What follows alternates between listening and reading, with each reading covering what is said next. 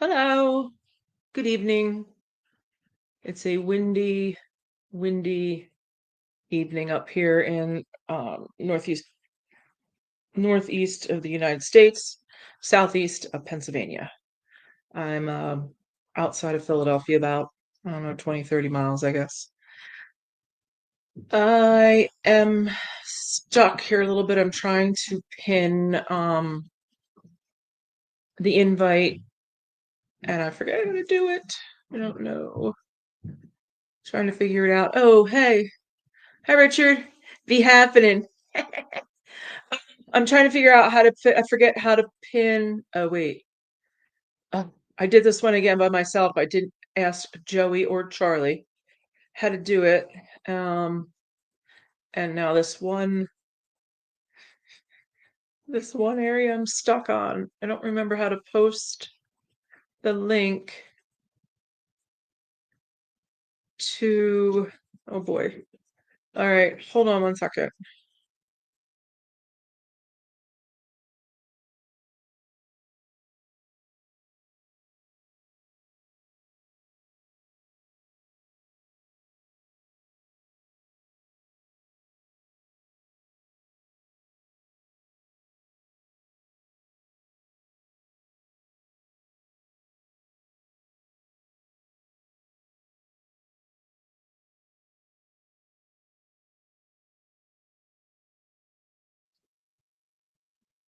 All right, I'm stuck. I'm officially stuck.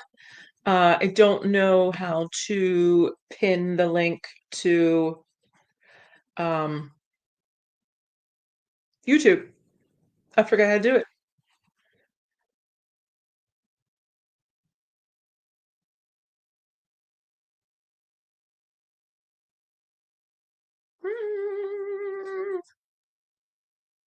No.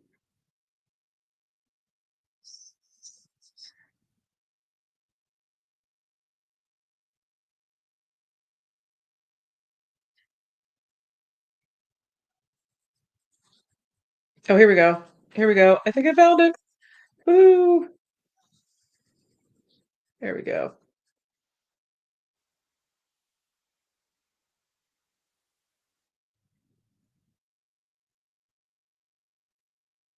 All right. So it's the link is pinned.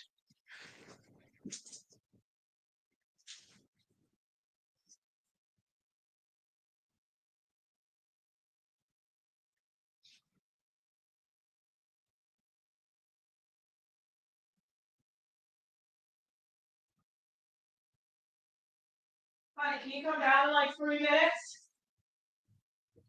Yes. All right.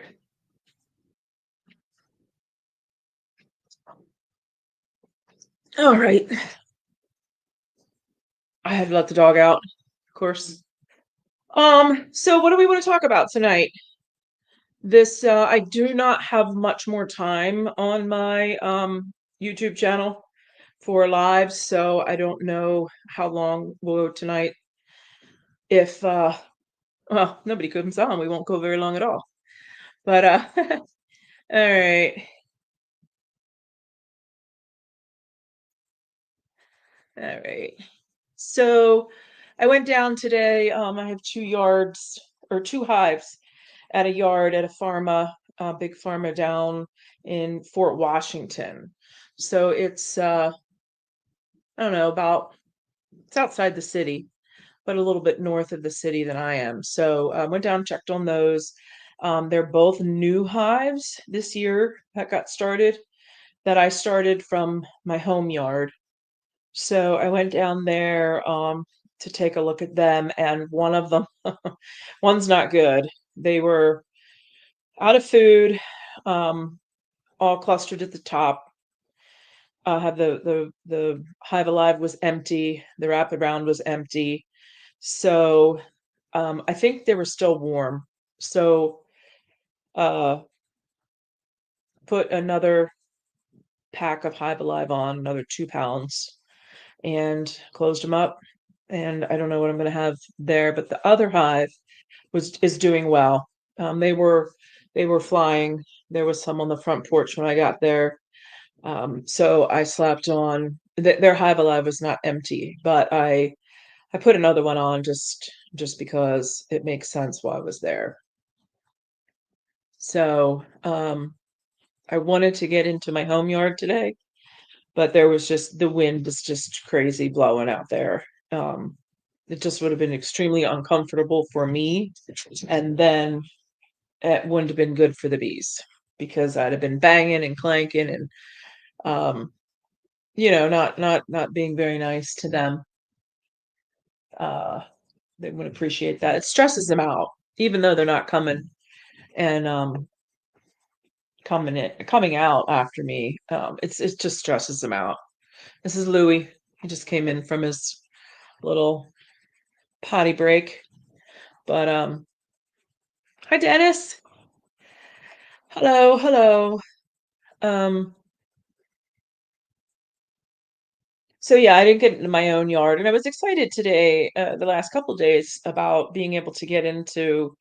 It's kind of like Christmas, opening up a present, and seeing what's in there. But I just couldn't get into these. Now, when I was down in Fort Washington, it was like about quarter after 1, so the wind hadn't really picked up yet for those, and those are kind of a little more.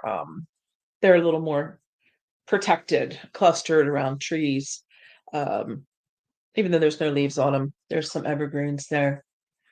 But so by the time I got home then to my yard at 2:30, it just wasn't wise to go in. So I did not. I'm a little disappointed. I was excited to get in there. So did anybody, Richard and Dennis? I don't remember where you're at. I should. I don't. And I'm supposed to be writing things down too. Charlie told me to do that, and I'm not doing that either. But where are you at? Did you get into the bees today? Did you get was it even feasible to get in?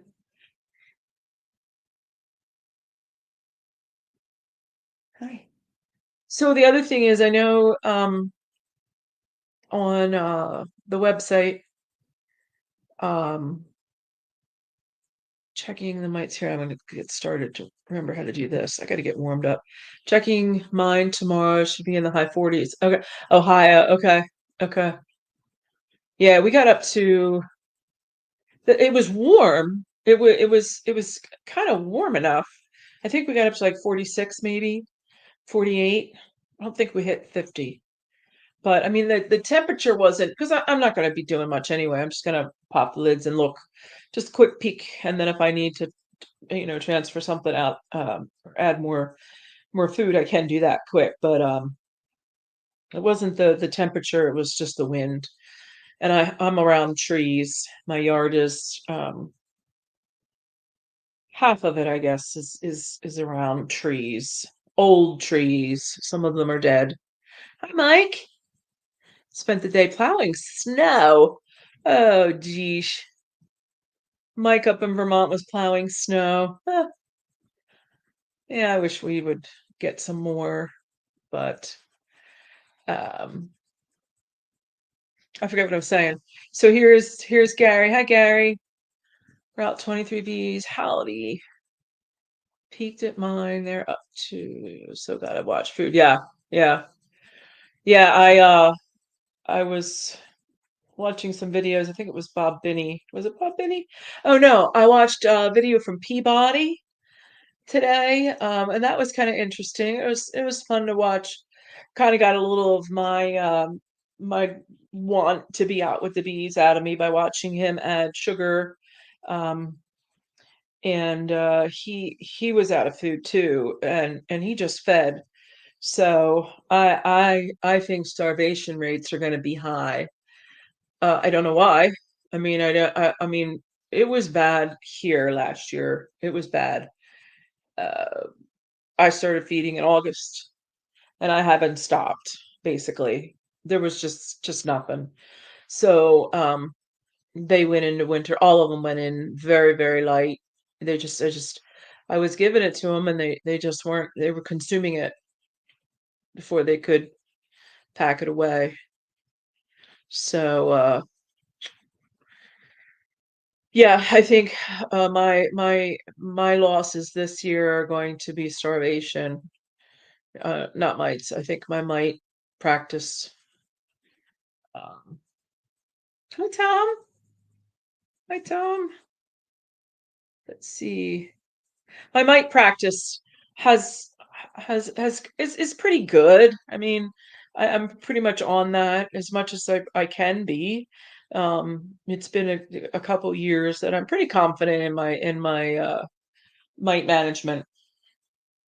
So I'm able to get them through, through into January, and now I think it's going to be a long road to get to April 1 and keep them alive. So what's Richard say here? Start on swarm traps today. Just can't. Yeah, right. I hear you. Um, I don't do swarm traps. I have put nuke boxes on the top of 6 foot ladders, and then and kind of like strapped them on there. But I've never. I didn't really.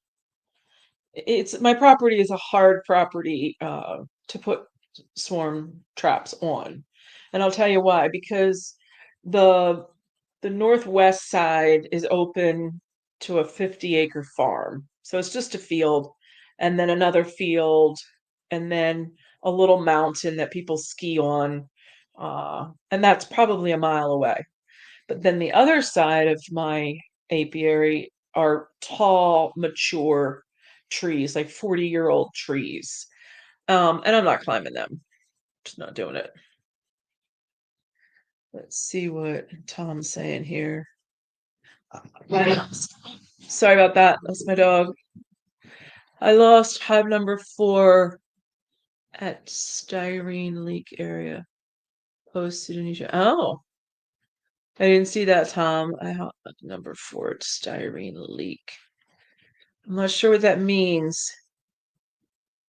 Is that an area? Is that a location?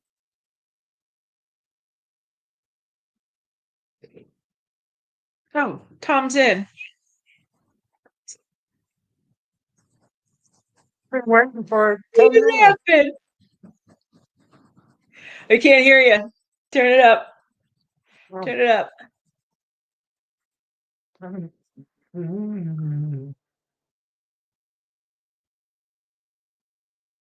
Okay. Dennis. Till Tom's coming in. You still can So hear when me? my hives, before I clipped my queens, my hives would go up and then they would go across and they would be gone in miles and miles. There was no place for them to land for a very, very long time. And then it was a quarry. So I my property just wouldn't be I've had other people's swarms land in my yard on the trees, and I've been able to capture those. But what's up, Tom? Is it better? Sound? Yeah, a little better. You could turn it up, maybe. I don't It know if I'm did. okay, actually. I haven't had anybody to ask. All right. How's that? Maybe it's That should do me. it. Let me see. Maybe it's me. Go ahead, say something now. Okay. All right. Yeah. What I meant last summer, I think it was the end of August, down by the river, which is only a half mile from me, there was a 15 Sterling tanker trucks that came in that gets parked right by the chemical plant.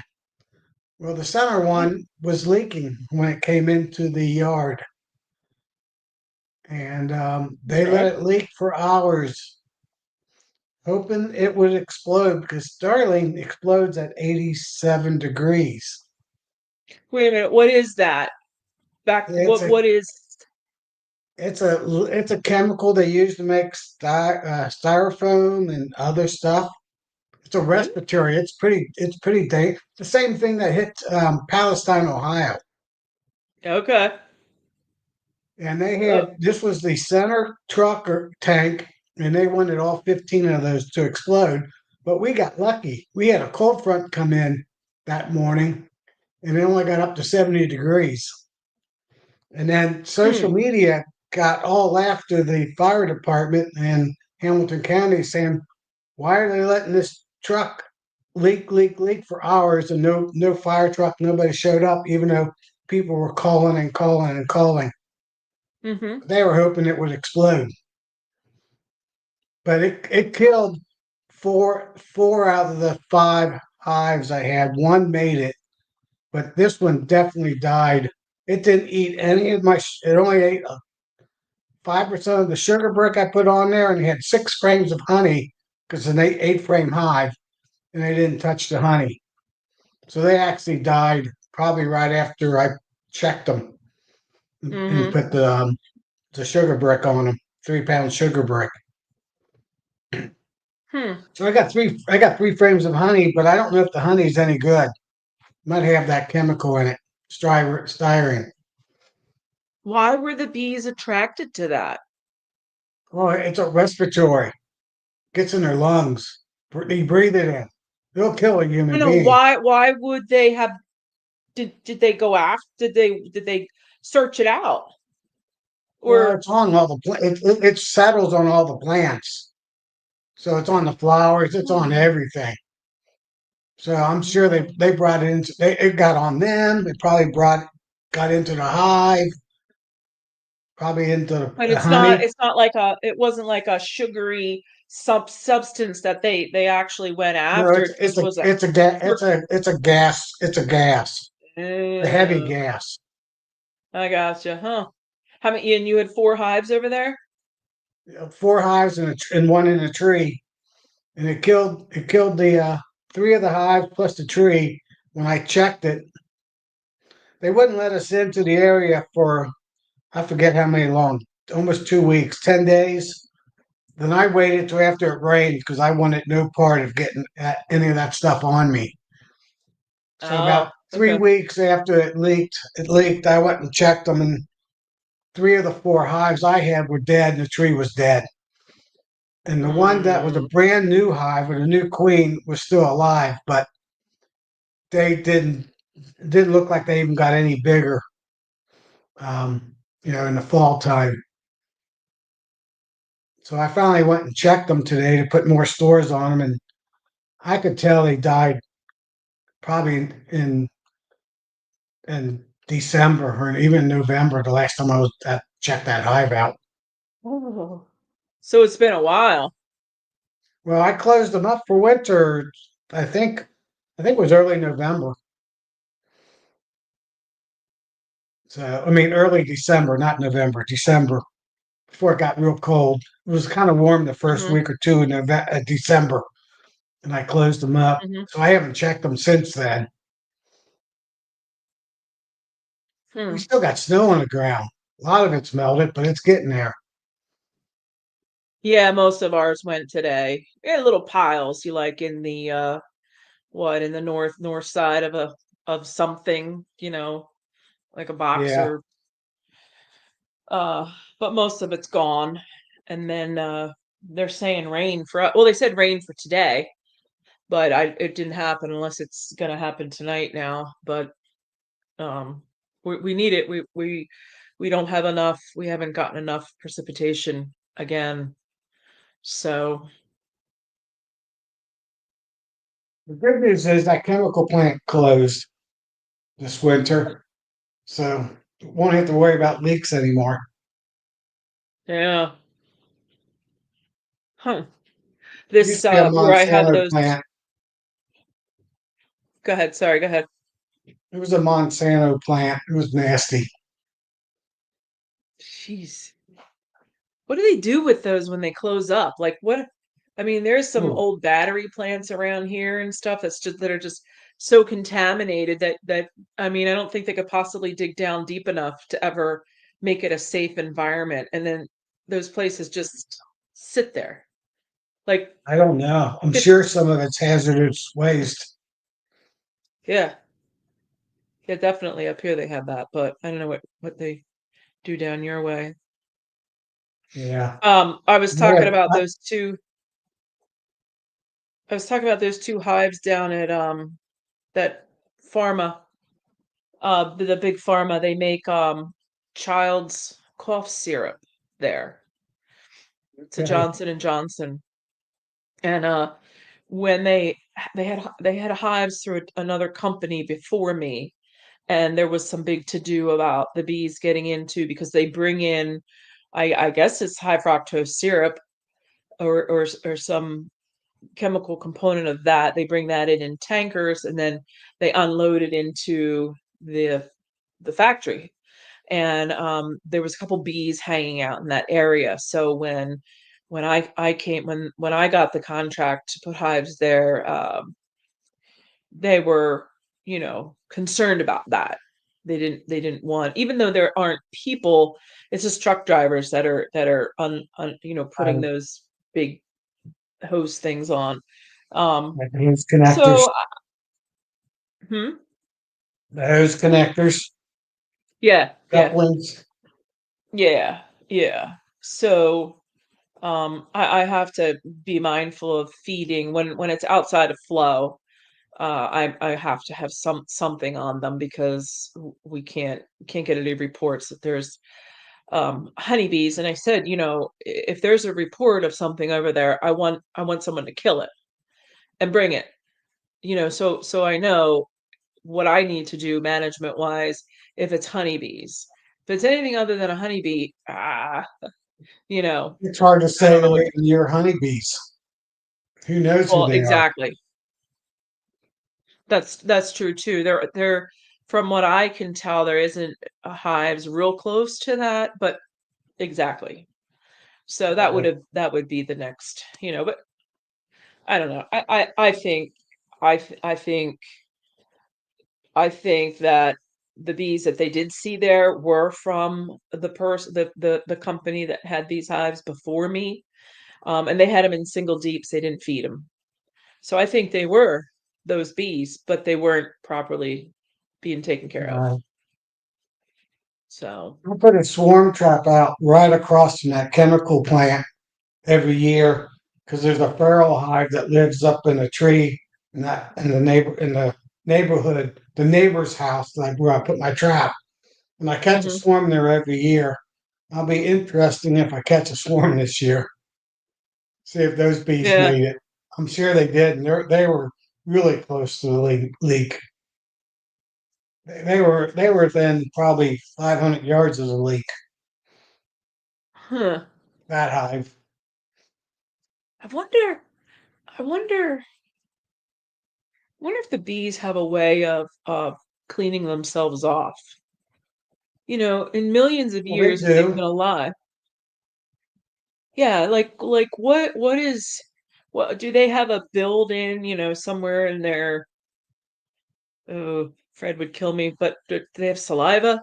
It's somewhere in their Yeah, saliva, their crop, their honey crop, their water crop, their nectar crop, all of that. Do they have some way to de-sterilize, to sterilize themselves, or de what's that called? right. Bees clean themselves all the time.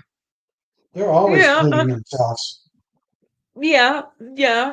I'm just curious of how much muck can they actually, get off of them, protect them from Oh, themselves. Like we shower and we bathe and right. that's what we do as humans to keep ourselves. We wash our hand, all those sorts of things. Just yeah, that would be interesting. Hear someone talk about not just hygiene. I know we talk about grooming, um, as far as mites. We talk about that a lot. Right. Decontamination. Yeah, Gary, thanks. That's the word I was looking for. Yeah, so Decontaminate. Yeah. I have yeah. no idea. Probably the propolis does. That's the hive. Yeah, yeah, yeah.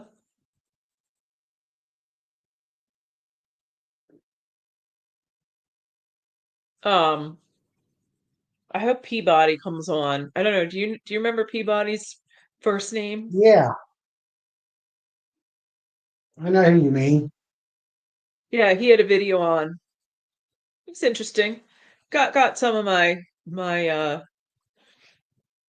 wanting to get in the hives and look to see what's going on out of me watching him do it. But he had a hive at the end. Man, that thing was loud. He was going through as a double box nuke, and it was loud. Uh, so I mean, they were just hungry, I'm sure. Well, you never know I'm with glad it was. hives. Uh-huh. I had one 2 years ago. For the whole season, it made noises. Even when I would inspect them, they'd be making noises. And it was a good Yeah, hive. I got a lot of honey off of them. They were I just remember you chatty saying bee. that. Hmm.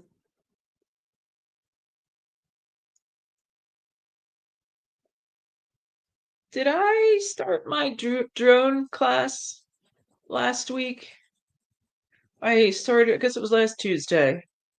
I started the dude drones, something, something, something. I forget what it stands for. But I got my book. I think I left it upstairs. I got a book. It's Larry Connors wrote it. And I think was Ellis has some writings in it too. So Okay.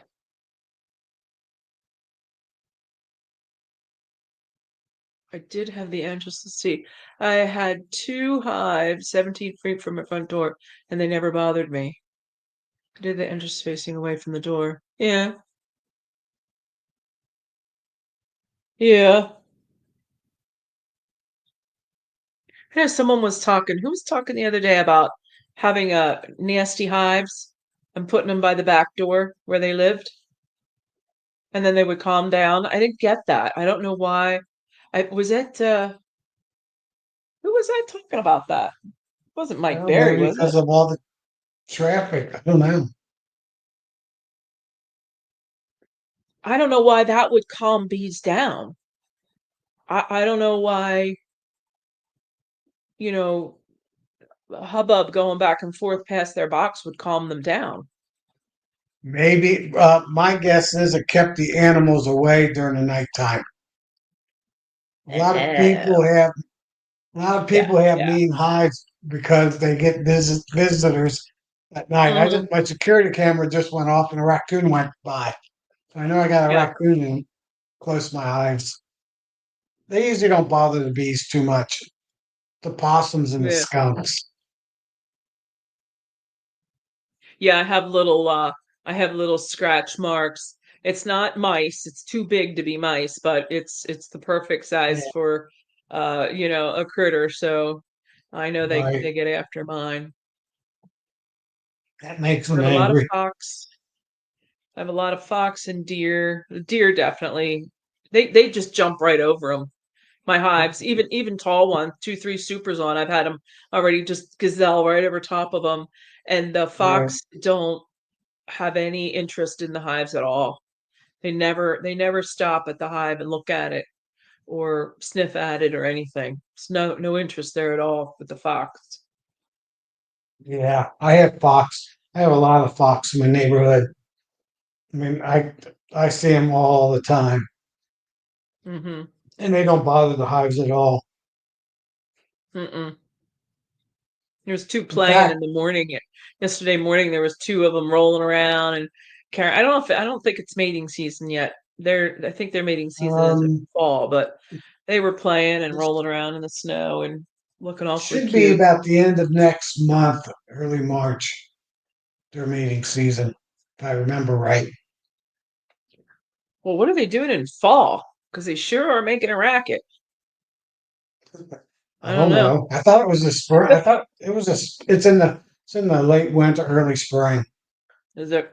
Well, Fox can party.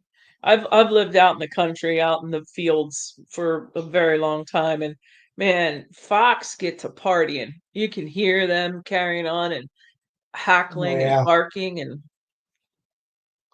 I, I probably have a den 20 feet behind my 10 feet behind my horizontal hives. And I leave them there. I don't mind them being there. Yeah. Oh, yeah. I mean, the farmer next door, he does hunt them. Um, but oh, there's Charlie. Hey, Charlie, come in. Um, Hey, but Charlie's here. he hunts the fox, but the fox keep the rodents down from his feed. So I don't know. Right. It's, I usually don't care what he does. Let's see here. He's got his What's Dennis popcorn saying too. already? Looked like he had popcorn. Oh, You gotta Montgomery, turn him up. Alabama. Uh, Can I? I don't know if I Oh, he's can got turn French him up. fries. French fried Charlie.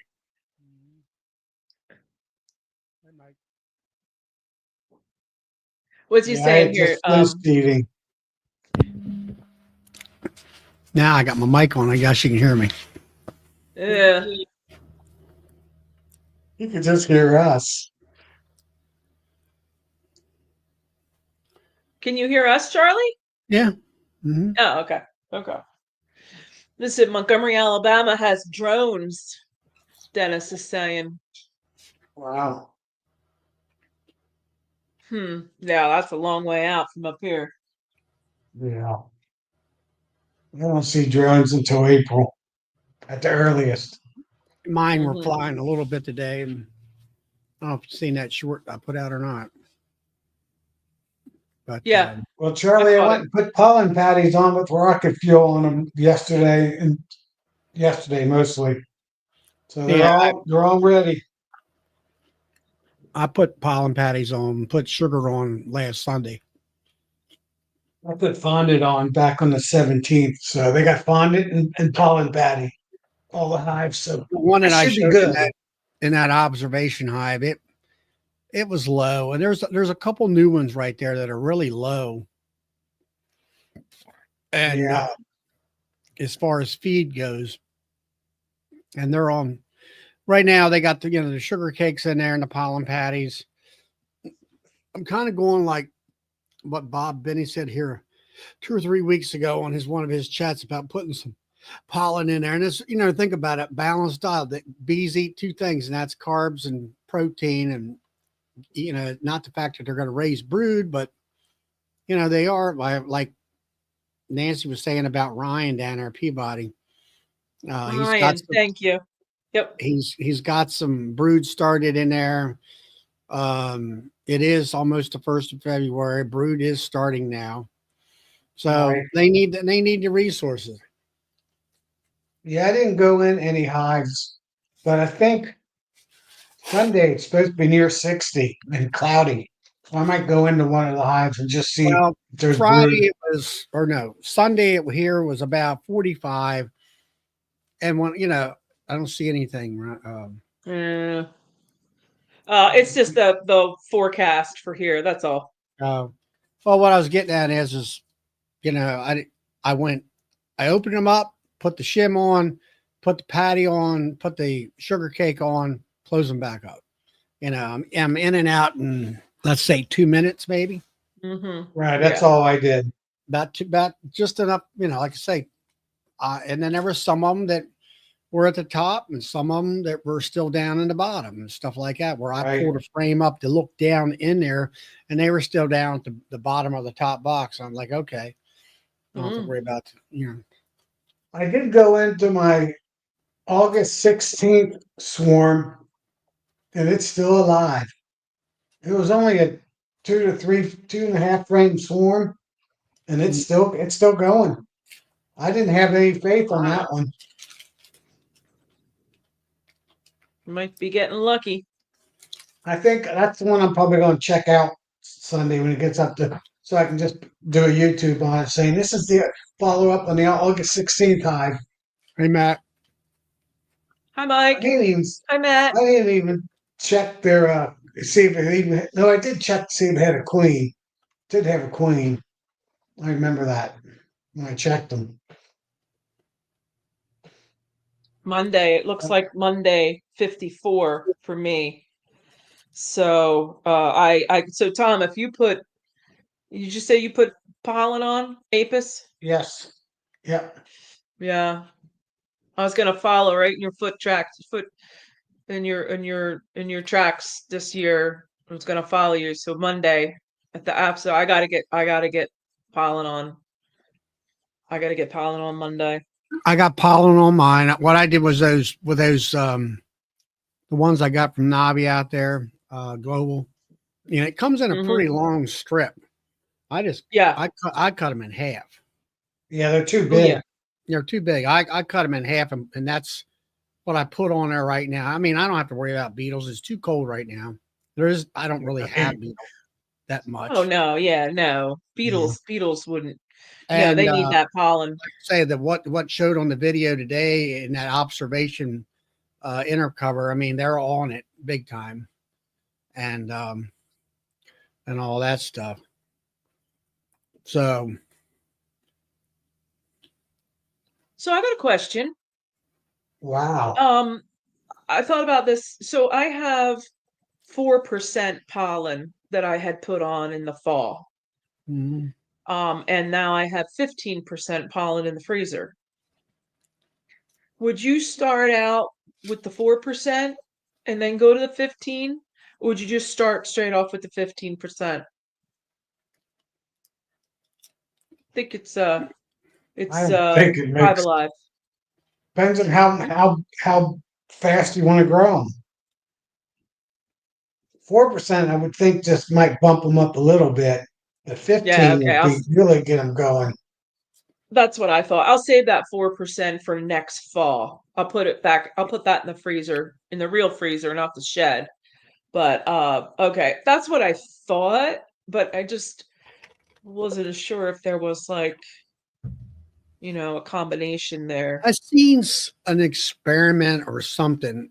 It was science based, and they were checking out 4% versus 15%, and whether the bees responded any different way.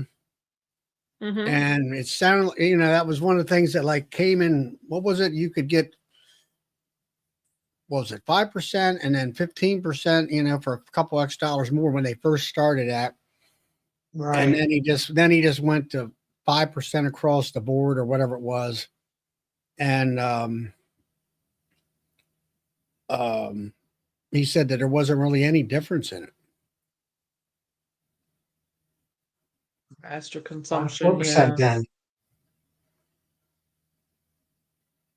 Huh. Probably just having the pollen there is enough to stimulate them.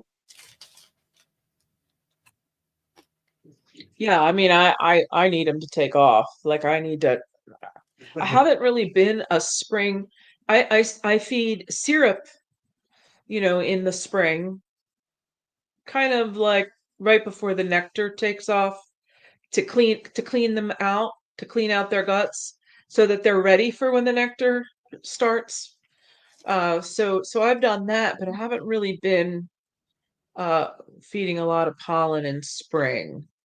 And I don't do dry sub at all anymore. I don't even I might if I have a container still out there in the garage, I'll put it out just to get rid of it, but I don't I don't have to even deal with that. What is it, Nancy? What would you say? Nice Pollen dry sub feeding. or dry sub. Powder. Yeah. Yeah, I used to do that, and it just filled the hives up with pollen frames, and they wouldn't. Hmm. Right. They just you ruined your brood frames. Yeah, yeah, because they will bring it in because they got nothing else to do and they want to, you know, they Mhm. need to stay busy because then they will clog things up with that. So, Well, this is the earliest I've ever given them pollen. But last year, hmm. our trees bloomed 2 weeks early. So if they're 2 weeks early this year, I'm only 3 weeks ahead of them, 2.5 weeks ahead of them.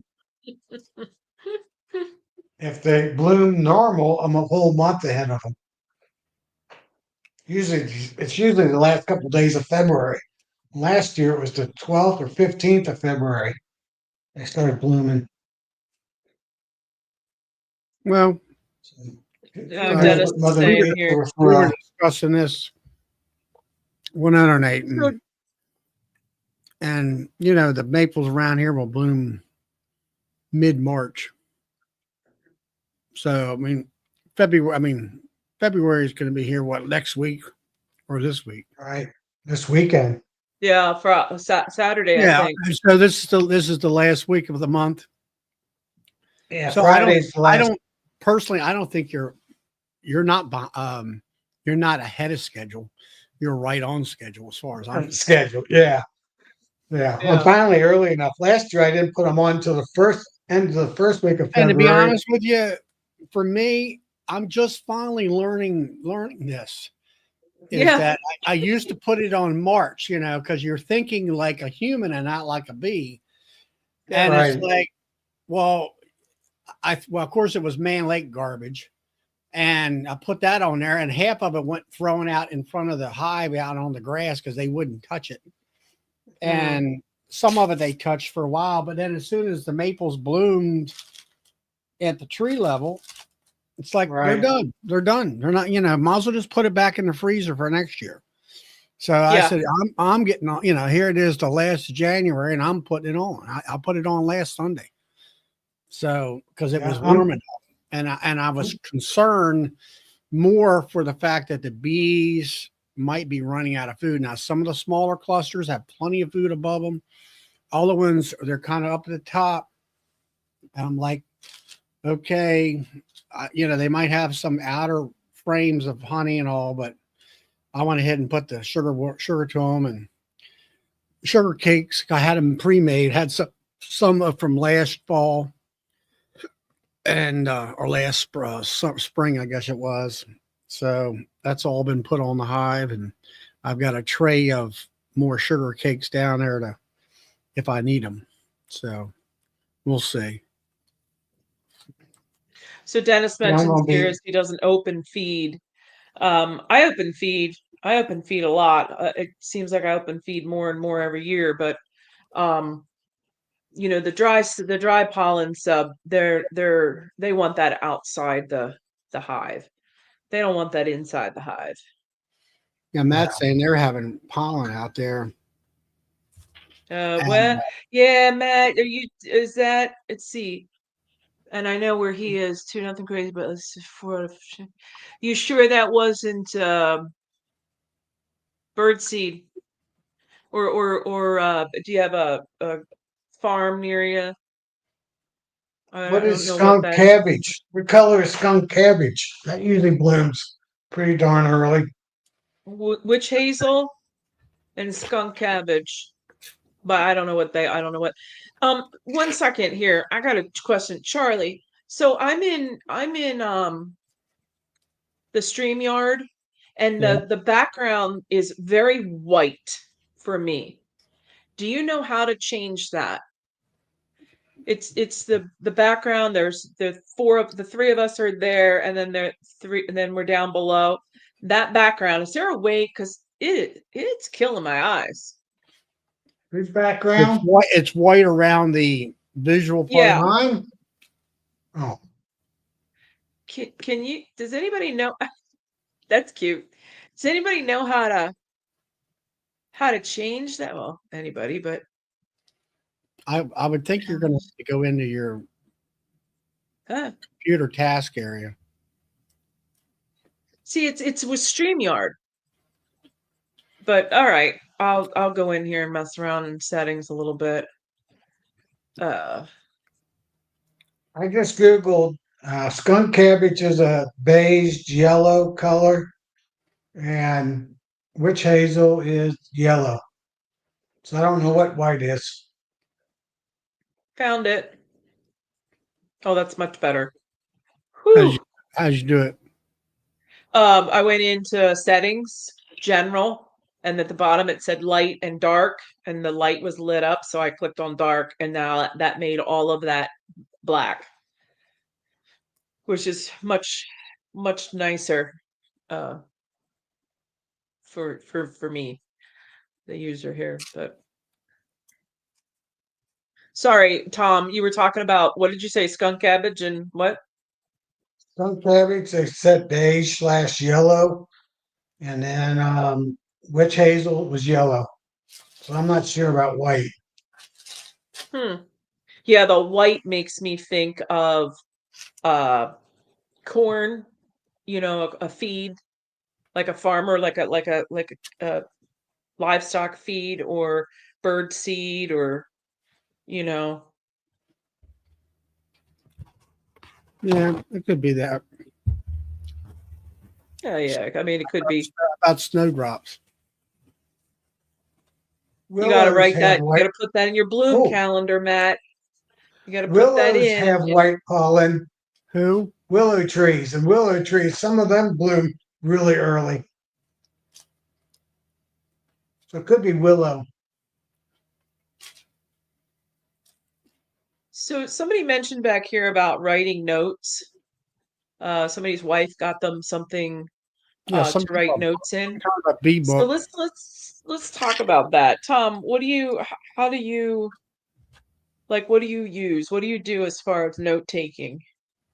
I have a notebook labeled 1 through 24 for my production hives that I write my notes in not every time every major time I go into the hives, maybe 4 times a year.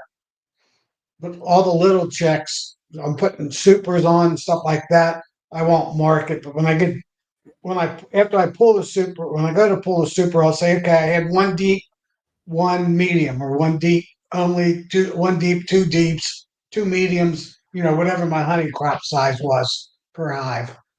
And then I Hmm. do the tolerance, age of the queen, and the tolerance of the bees. And I do those 3 grades basically. I don't do a mite. I don't do a big mite grade unless it's a bad mite hive. Ugh. Yeah.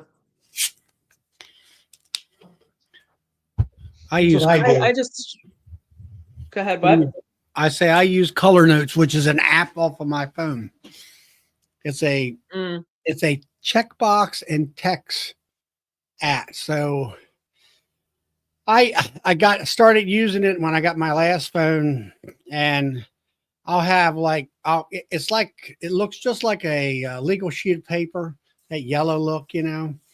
and you make a title for it, and like I'll have like, okay, my Toyota oil changes, and I'll just you keep talking to it and put down all the different numbers and stuff like that. So I have, since 2019, I call it the bee yard, and I'll go in there, and the first thing I do is I put in the date, and then underneath of that I normally put in the weather, the temperature, and maybe Hmm. I might say windy or something like that, if it Yeah. and actually, like today I put in there the date, and it was 50 degrees, and then all I did was dictate to the phone saying all the bees were coming out of all the different hives. Looks like that everybody is alive and well. And then like Sunday, I went ahead and put it, I'll put in there the date, the temperature. And I said I put feeding shims on all the 10 frame hives and put in sugar cakes and pollen patties. Now the nukes, because of the way they're built with multiple boxes, usually they're kind of down in the bottom of that box, and that top box that usually is a 5 frame medium or a deep, it's full of honey. I don't have to worry about them too much unless when it gets a little bit warmer, when they start really brooding up and eating daylights out of things. And it's kind of I went back a year Hmm. behind Yeah. me and read what I wrote. And sometimes it's like, I forgot to do this. I wish I have questions about myself. And I'm like, why didn't I, state something about that, and then Hmm. I've used that to where, um, when I did checks and how many bees were like honey supers, and I've going back and figured out, well, okay, this is when I put on um, the feed in the fall and that kind of thing. Am I early? Am I late? Um, Things like that. And I find it sort of simple and easy. Mm-hmm. Right now, I just downloaded Hive Tracks, which is free, and you have to set up the apiary. I tried to start setting it up, and they've revamped the whole thing. I was going to get the guy to come on our club meeting, and they came on the Baltimore club meeting, and you know how Oh yeah, clubs are. I remember that.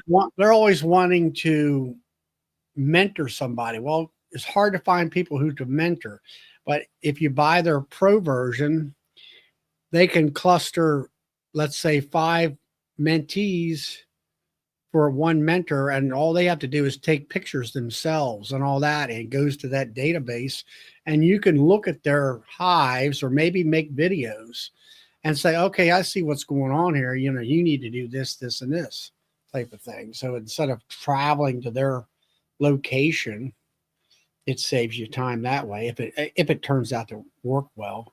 The problem I Yeah, find with those type of programs is they're if you can take the time and you have, if you got 30 hives, you can't you kind of have to do it while you're in the yard, and that takes a lot yeah, of time yeah, and that kind of stuff. So and it's detailed in that you can get down to that kind of a thing where it's quite detailed. To me, I want it detailed. They're really, and all that. So I don't know. I do it that way. I used to take and put medical tape on top of the lids and mhm, write notes on each hive. And sometimes I still do that. I have some of these here um, sticky notes. What was it called? The extreme sticky notes. I put them on there occasionally. They last pretty good for a while. Yeah, I don't do. I only note mostly queen mating date, or queen that I put the queen when I yeah, put it in the hive, and the age of the queen, the genetic of the queen, and how much honey it put out. Because I'll know if she's a good queen by the honey production, by the date. If I put yeah, her in 1st of April and it didn't have much honey, I know that genetic of that queen was not good. And that's mostly what I track is queen quality and age of a queen. yeah. Mostly of my I uh notes. I Not use all I care the about. the queen marking pen on the lid.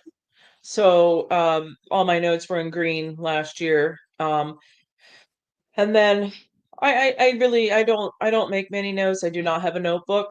Um I pretty much know where my queens are all my own queens. They're open mated queens. So there's not much to report on that. Um but I do mark on there like queen cells or when I'm creating, when I'm doing splits and stuff, I'll record on that. Right. The lid, what I'll do with the lid then is the color when I mark the queen, say in early spring when I do get out there, the first I get out there, if there's any new queens, unmarked, unclipped queens, I'll mark them light blue. So I get two pens, one's light blue, one's dark Yeah, blue. you do. You mentioned that before. I'll light them and then I'll take that and I'll dot the lid with it, the light blue. Whatever color I mark the queen, I make a dot on the lid so that the next hive I get, I know that that has a pink queen, which is pink/red. Last year was green. This year will be blue, whether it's light blue or dark blue. Um, Right. and then, I'll have like say if I know they're requeening, I'll write on there closed till a date, and I could figure the date out in my head, and then I write on there, don't open till or keep closed till or something like that, or a future date. So then when I'm coming through, I'll see that, and if I know, it's not time yet, I'll just pass it and go to the next one.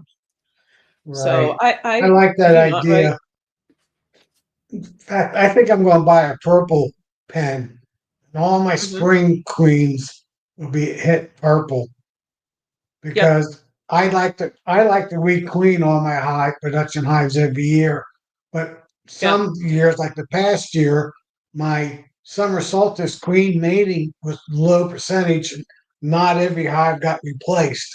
And then I can say, Yep. oh, this is still a purple queen. I know she's last year's spring, and she's going to Yeah. want to swarm on me.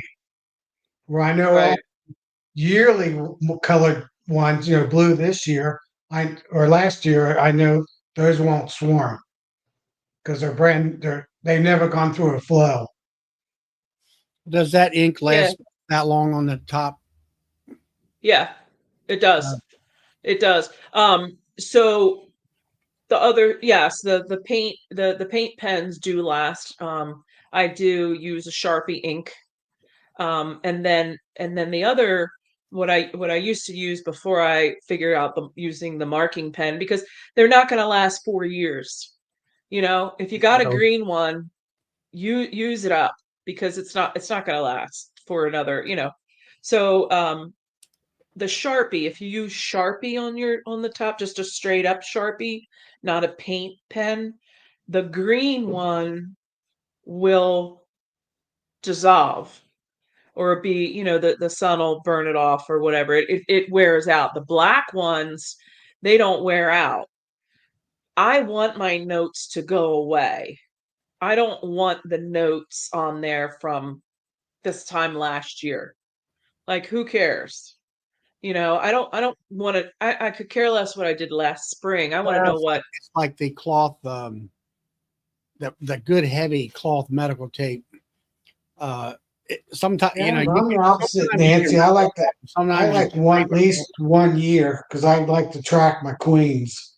So I use it for tracking my ages of my queens. But Well, uh, yeah, I mean, and yeah, so I mean, so I have a light. So last year I have a fluorescent green, which was before summer solstice, and then anything after summer Okay, solstice and after would be the dark green. This year, light blue, dark blue. So, I mean, you got them split up there, but in any queen that's not marked, you have to figure, when I go in spring and I find an unmarked queen, say this year, I'll go in and find an unmarked queen. She's gonna get light blue. She'll get a light blue mark because right. she hasn't been around very long. But I'm not good with notes. When I first started, I had a note, I had 3 ring binders. I had pictures of the hives. I had, the number of the hive. I had so much information. And so I come in, and then that night, I'd study it, and I'd be like, okay, so this is the situation, so now I need to do X, and I would write in all the things I needed to do because of what I had seen that day.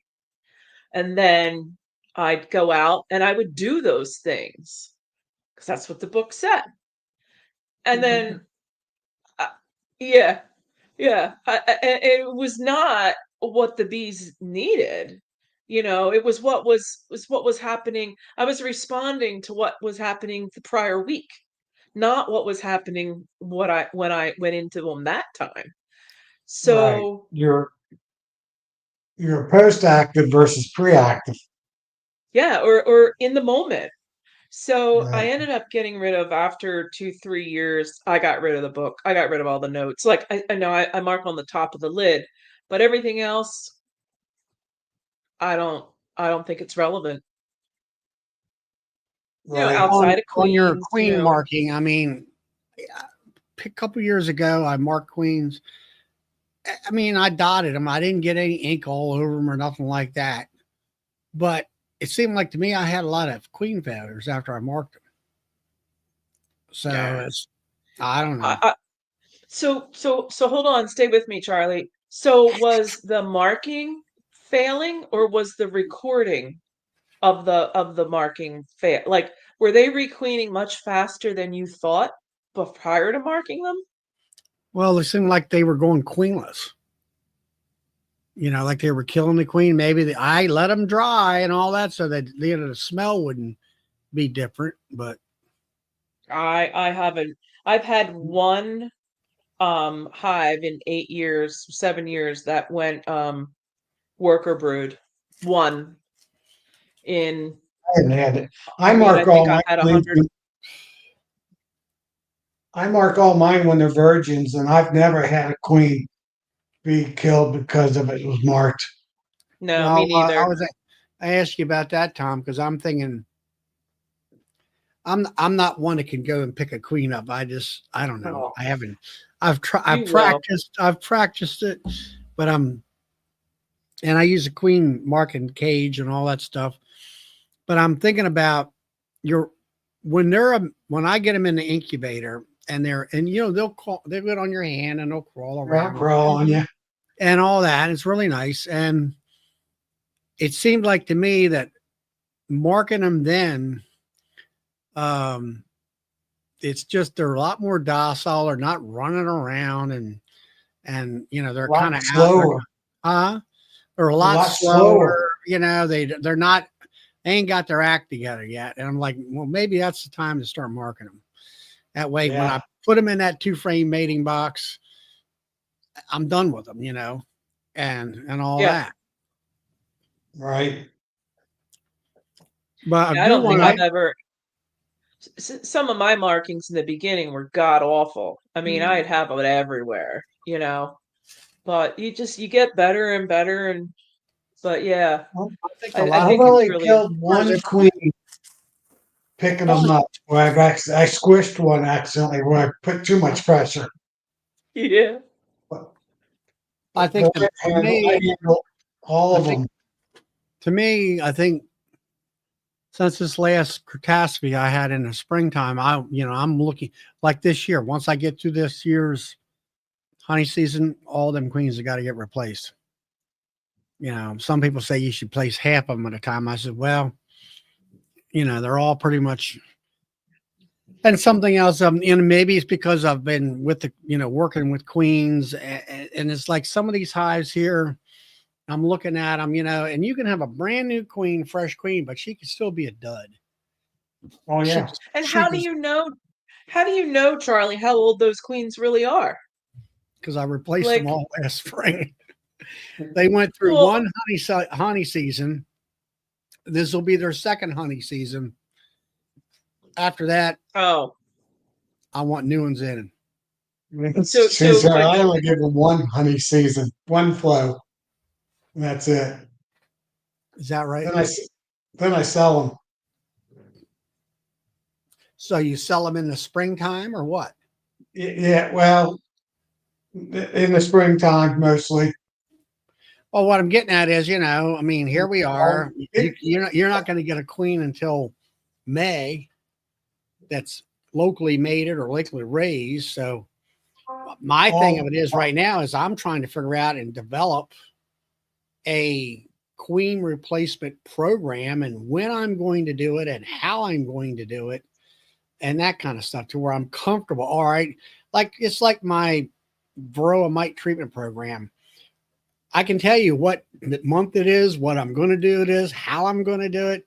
And it's repetitive every year, and what to look out for. And it's like I need to develop that same mindset, I guess you would call it, of mindset slash experience to say, okay, this is what I know. I know it works, and do it this way, and it all works. It all works out. So I don't well, know. why don't you let them replace the queen? Like, so you leave the queens in there until either sell them off or wait until they try to supersede her, and then just drop her into a 5 frame box until she's done, and then they'll get rid of her in that 5 frame box, and that leaves the Yeah, but guesswork out of it. my main thing is I want a fresh queen in there that's robust and pumping out the bees, and Mhm. I don't want to have no dead outs in the springtime. As far as because of an old queen. Yeah, I don't think. Hi, Roy. Roy's in, and Dodd's in. Dodd, I call him Dodd. Who? Um, Oh, Dodd.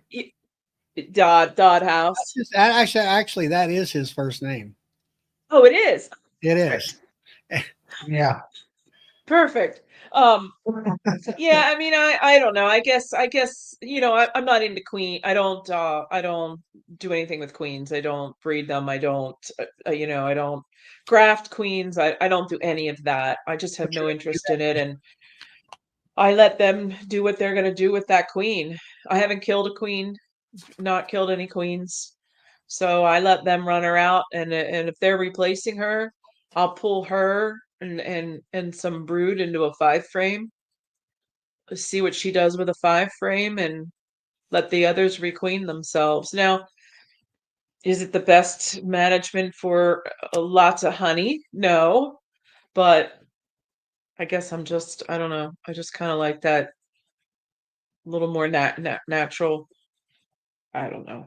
It's more Well, I natural. already know April 12th, I'll have virgin queens emerging, plus or minus a day. And I know already by April 18th, they'll be flying to get mated, plus or minus a day. So I Yeah. Why already know what, are you grafting it? I mean, how are you grafting that yes, early? I'll be grafting on the 2nd of April is my game plan. So I'll be setting up my Ah, first cell builder on February 26th or 27th. I already got it in my schedule, in my notes that you're talking about. And what's your weather like at that time? It'll be all the trees are the apple trees will be blooming. I'm All talking the temperature. I'm talking temperature. Around here, it's yo-yo. um, I don't worry. I've already grafted with snow on the ground. Bees keep their wow. hives at 95. People that all that comment about temperature is out the window. Yeah, yeah, I agree with Once you. the I larva's agree with in you. the hive, it's 94 degrees in that hive. Yep. Yeah, The no. only time you have to worry When about I'm cold weather is transportation to your grafting table and from your grafting table. yeah, but what about um you when you go from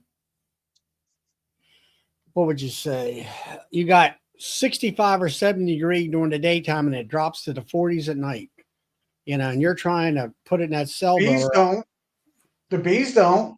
As long Still as you got 94 that cell degrees in builder there. just when Yeah. you got the cell Yep. builder just right. Yep. Yeah, and the cell I builder's agree with you, packed. Tom.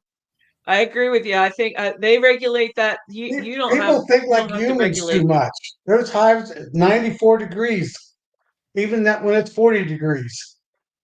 Well, I In guess fact, my problem is making sure that the cell builder is up to speed population. yes, yes. If it's up to if it's built correctly, that Yeah. hive is actually trying to cool itself. It wants a 40-degree day, so it's not Yep. working on Yep. cooling. That's what I think, Tom. That's what I would think is they get a break. They're like, But shoo. if it is cool outside, 50 degrees, I make sure I got a red hot, damp towel hung over that frame when I'm carrying it from the hive to my grafting table. In my grafting room, my honey room, when I do my grafting, it'll be 85 degrees in there. So I only have to worry about it between the transportation Well, to that's my, like a lot of folks talk about. No. Um, they got those cell transporter boxes that are hot boxes and all that. And yeah. I've never, I looked at that. I'm like, are we transporting cells way far away or keeping them out of the, I guess if you're using 100 cells, you need to keep them warm. But for me, if I got 15 cells or something like that, I'm only going from the house to the out yard, which is a minute away. I'm not worried about it too much.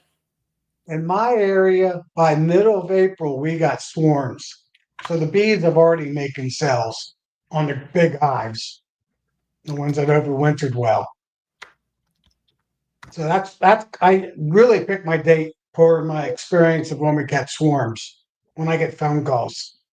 I'll get one or two the first 2 weeks of April, and by the third week of April, I get calls every week. Mm. And See what that's I when would my do with queen, that then, Got a with the bunch of queen lousy cells. beekeepers out there, huh? yeah. They don't know how to Well, keep their hives from swarming, huh? Oh yeah, reasons. Here, this is good. There's lots of many beekeepers with many different reasons for keeping bees. Well, the one reason that we all keep bees is because we like them. We like the bees Yeah. in the box, as Greg says, you know. But yeah, how we do it. So I straddle the hobbyist and then the sideliner, and I don't know if that definition is all about, how many hives you have, but It I isn't. mean, I don't. if it's I your full-time job and you're making a living off of it, I think you're a sideliner well, to if you're making a living commercial. off of it, you're a commercial guy. Yeah. Yeah, And yeah. I mean, it and is my they set that at 50. You have to have 50 hives or more, yeah. and you're I, considered a I, sideliner. Well, you can have 50 hives or more and go broke too. That's right. true. Now, You could if have you got 150 hives. yeah, But what comes out then is you see sometimes you'll see me with a hobby hat on, or a sideliner slash commercial because I do make a living from it. But I mean it's not a real great living, but it is. So but yeah, so sometimes you'll hear the hobbyist come out in me where I'm like, oh, just let them make their own queens. I don't kill queens, and things like that. But you know. I could, I I know mean, I one beekeeper that she only has one hive and she lets it swarm every year.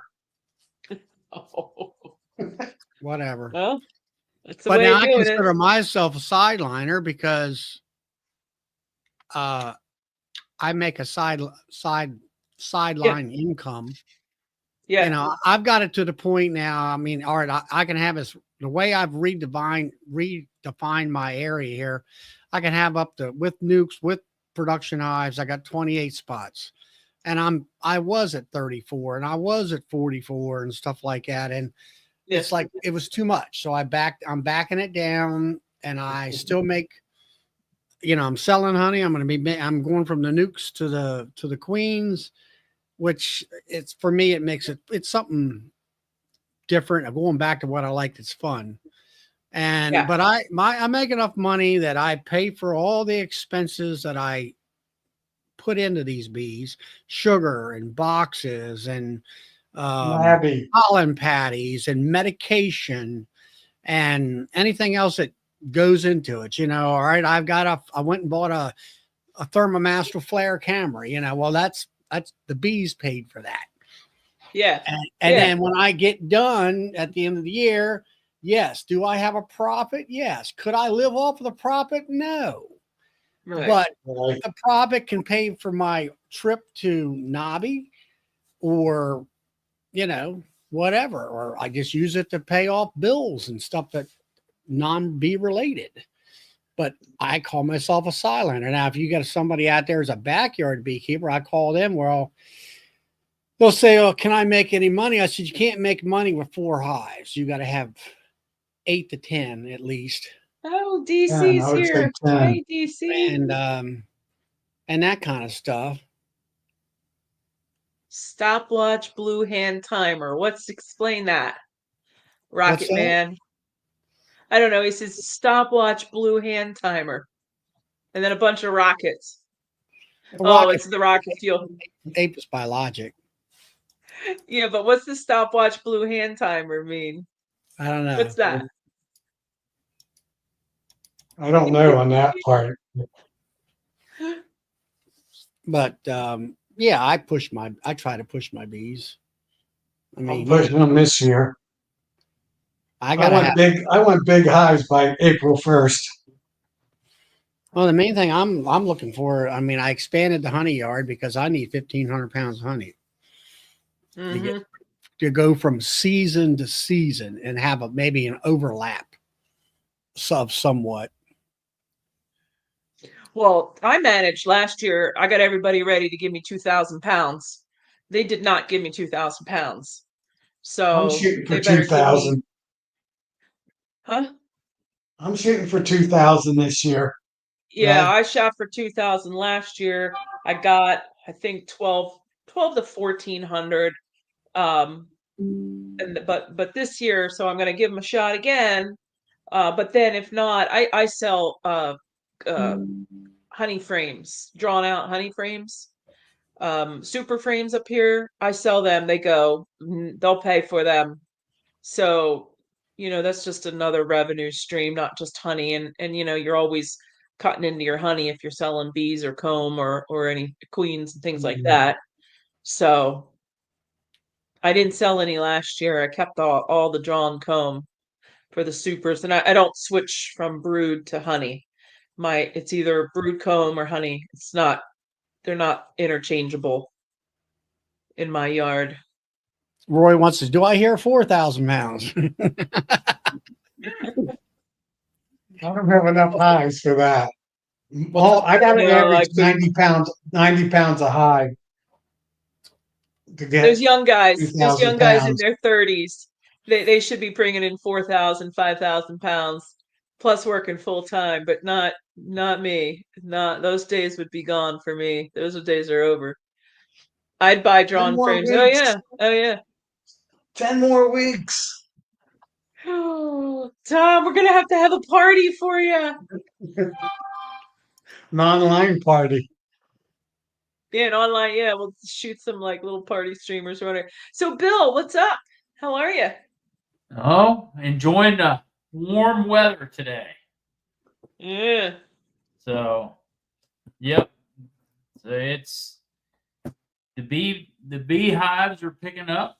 So I was out doing a little bit more scouting today and found some more new growth on some trees and bud caps, and it's on its way. I don't know whether it's going to be a fall spring or a true spring, but we got spring on the way. So, So you went. Did you look at your maples? yep. Okay. They're showing new growth, and they got the green bud cap over top of them on over top of where the buds are at. They're forming.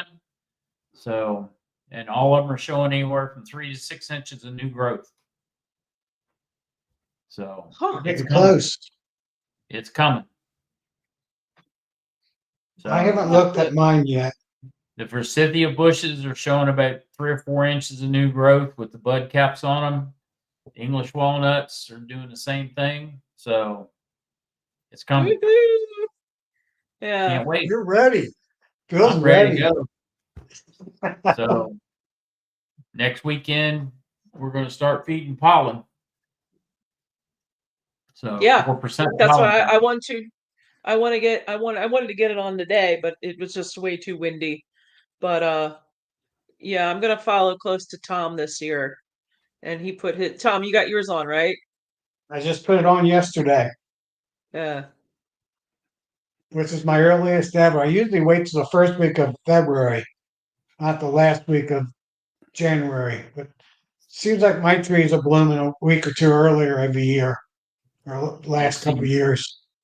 Used to always So, be the first week of March. Then it moved to the last week of February, and then last year it was the third week of February. So I'm adjusting a little bit.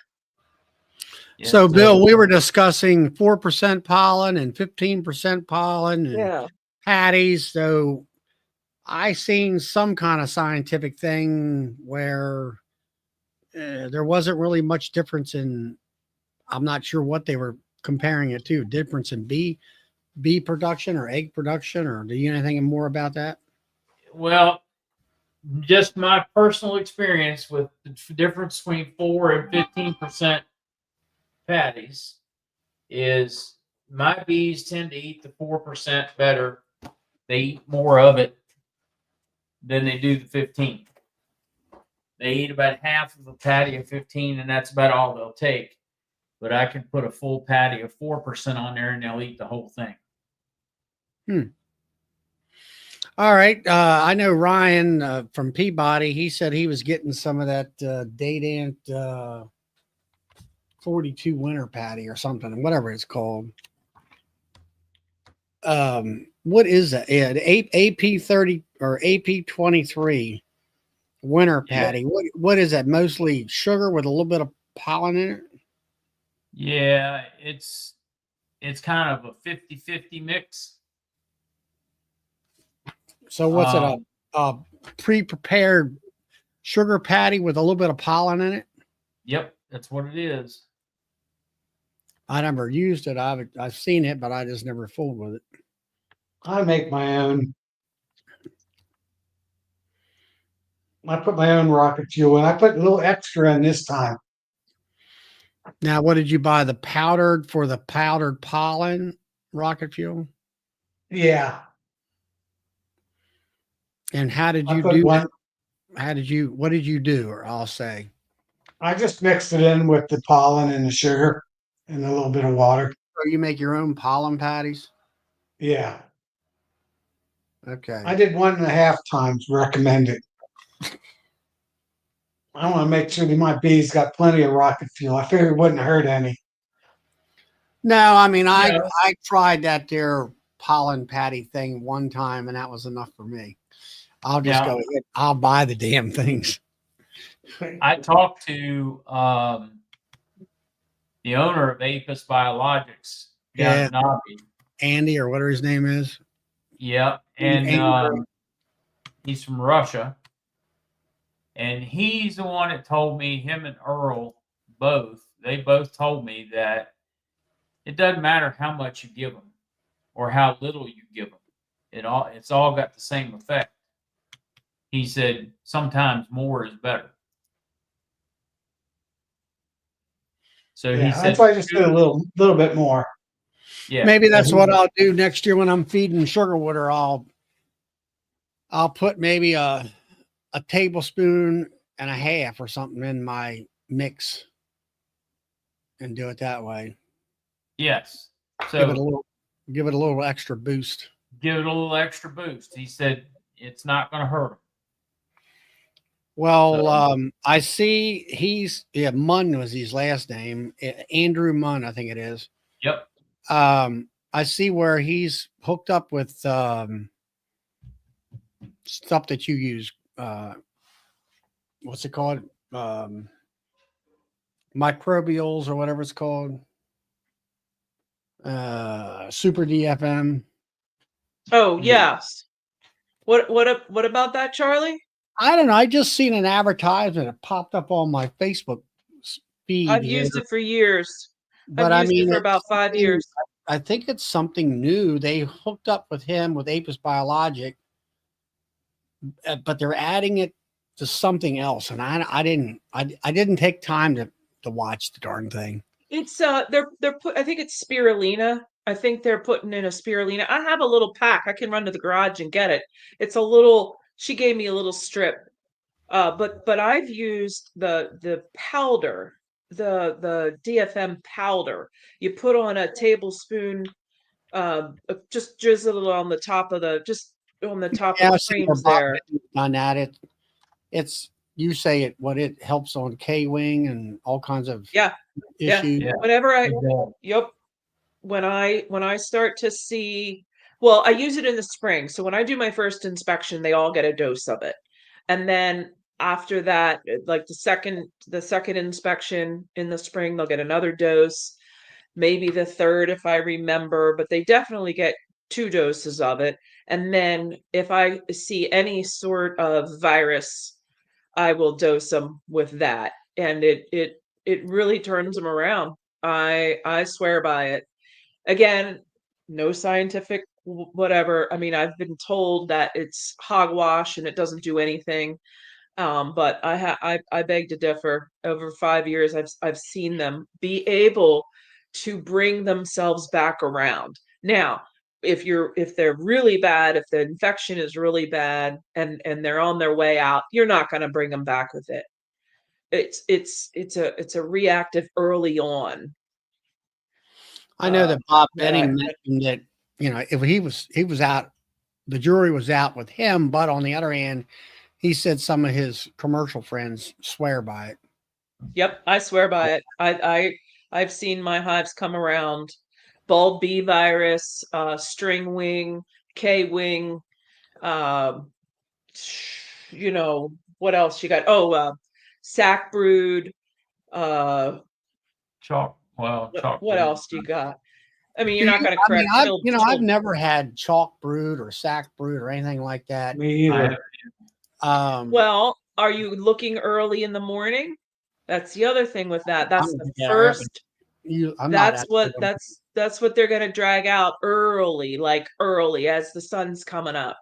That's the first things they're I'm dragging still out. I'm still in bed as the sun's coming up. Yeah. I'm at work already. I go to work before Yeah. first So, light. but that's when you see it is an early morning. They get rid of that first thing. Yeah, but you would see So evidence of it on the ground out in Yeah. front of the not hive. necessarily, no. They're coming out of the well, sack brood, yes, sack brood, but And chalk brood. but yeah, but that those the carcasses of that drone brood or that brood is so vulnerable. They're just these white little larvas, pupa larva.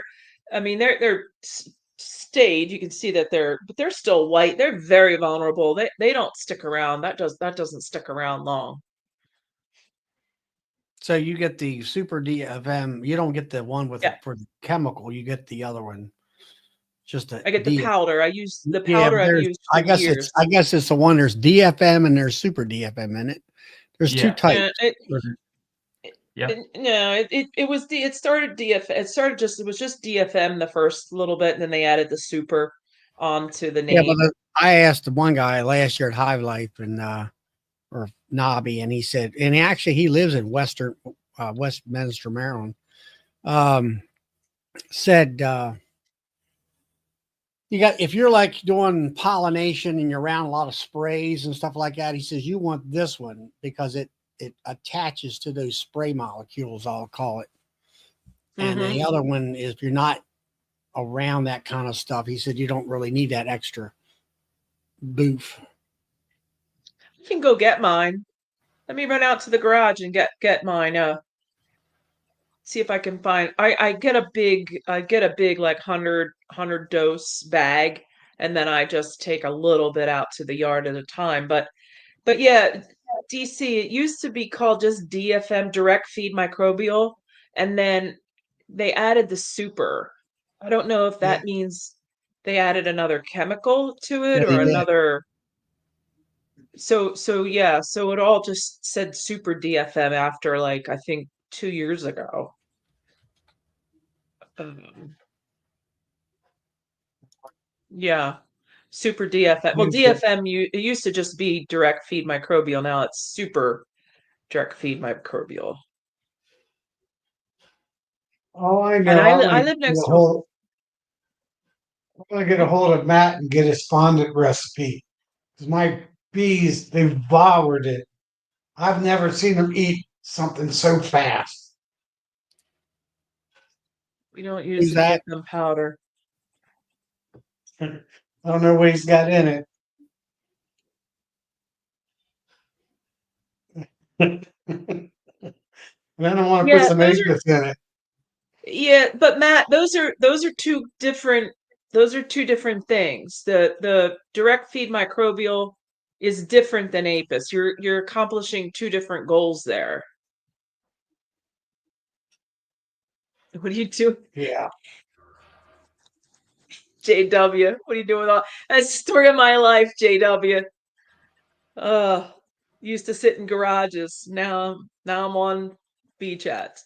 But yeah, so Matt, the super DFM is to accomplish it has a different objective than the APIS biologic. APIS biologic, I think. I mean, APIS biologic, I don't know, it might help with some of the symptoms of virus as well, but it's two different things there.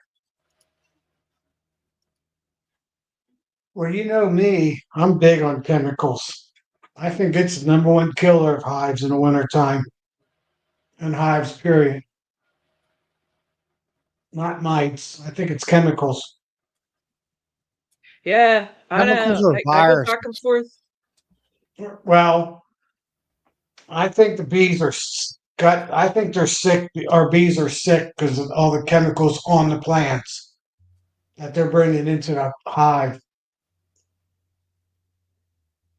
And I don't think they can handle mites or any of that stuff as well. I think a healthy hive will handle the mites enough that the mites is not an issue, in my opinion. The last 2 years, I've been trying to do more and more on healthy hives versus treating mites. And I haven't been treating like I used to treat, and my losses haven't changed too much. Yeah, I focus on nutrition, healthy bees more than I focus on. I mean, my mite treatment's been the same since I started. Um, I've increased my nutritional uh, opportunities, giving them nutritional opportunities way more than I've changed my mite treatments. And I mean, my losses have been the same, so I don't know. But I just think that my honey production's up. I think my bees are healthier than they were when I was just focused on mites. It's like taffy. JW is right. It is a taffy. It's not a fondant, it's a taffy. Oh, I only have that one little itty bitty, that one little patty, and I'm like, I don't know which hive to put it on. Matt Well, stuff. I don't know which Nancy, hive to I try it measured out on. mine. It was almost 8 pounds. So I cut it into 4 pieces and put it on 4 hives. And in 1 week, it was gone. So I figured each one was almost 2 pounds. And by the 17th of January to today, so yesterday, 10 days, all 4 hives eaten all that almost 2 pounds of taffy fondant. Yeah, I thought I was flying when he gave me mine. It was because I thought it was coming in my luggage home flying, and then it ended up being driven up anyway. But so Matt, yeah, and Matt, I think our objectives too. Like you're gearing up to become a commercial guy. I don't know if you're gonna mess with DFM quite yet. You might find yards in your future that you would use it on, but as a whole part of your management system as a commercial guy, I don't know. Bob Binney did it, but I don't think he continues. That's Expensive. something we'll have to look for in his videos, but I know he was putting it on there for a little while, but is he doing all his yards? Is he just doing some? Is he still using it? I don't know.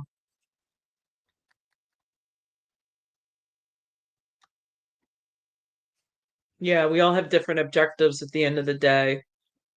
And wallets, some wallets are thicker. Like we all don't have as much money as Charlie and Bill do. So, Sure.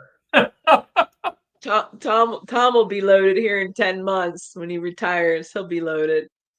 Uh-huh. so it's basically $2.30 a hive per treatment at DFM. I just looked it up, the cost 10 G's for the Wait, what? recommendation It's a hundred usage. bucks. It's $100 for 100 doses. It's $1 a dose. No? Okay. Okay. I guess if you buy 100 at a time, where you get Yeah, that I at? do. Better be. No, I get it from the lady. I get it from them. I get it Oh, straight. I get it at Nobby. And 2 years ago, oh, she gave me a hundred dose So you're bag. getting it from strong microbials, right? Yeah, I'm getting yeah, it that's what. straight from them. Yeah. When I order, if I think I did buy one bag in between the expo, um, but I buy it straight from the just like I buy Hive Alive straight from Hive Alive, DFM straight from them. I buy my fondant Hive Alive. Well, I went with Hive Alive, That'd be a but thousand. So a 10 application bag is $20. Yeah, you And a wouldn't yeah. I see. 100 a 10. application bag is $100. So it's $1 a dose. Yeah, that's what I Yeah, thought. Yeah, a 10, anything like a 10 dose, I mean, geez, that's 5 times 2 hives. That's not even, right. you know, So it goes from 10, 50, 100 to 2,000 applications. Yeah. Okay. And 2,000 applications is $960 directly from DFM There you go. or strong microbials. Now what's JW eating here? Hold on. What's JW eating? Don't eat the fawn and it has hive alive in it. It tastes hot and crappy. Hot. You mean it's spicy? Like it's spicy hot? It stinks. A hive alive has a little stink. JW either. He likes it. On Mikey. Mikey likes it. Yeah, JD. I bet JW eats a lot of things out of the hive. Like our buddy Ed, he's always eating something from inside his hive. I don't know where that time. Yeah, time. Yeah, Yeah, final. yeah. Fine. It's a little stink in the stinky side.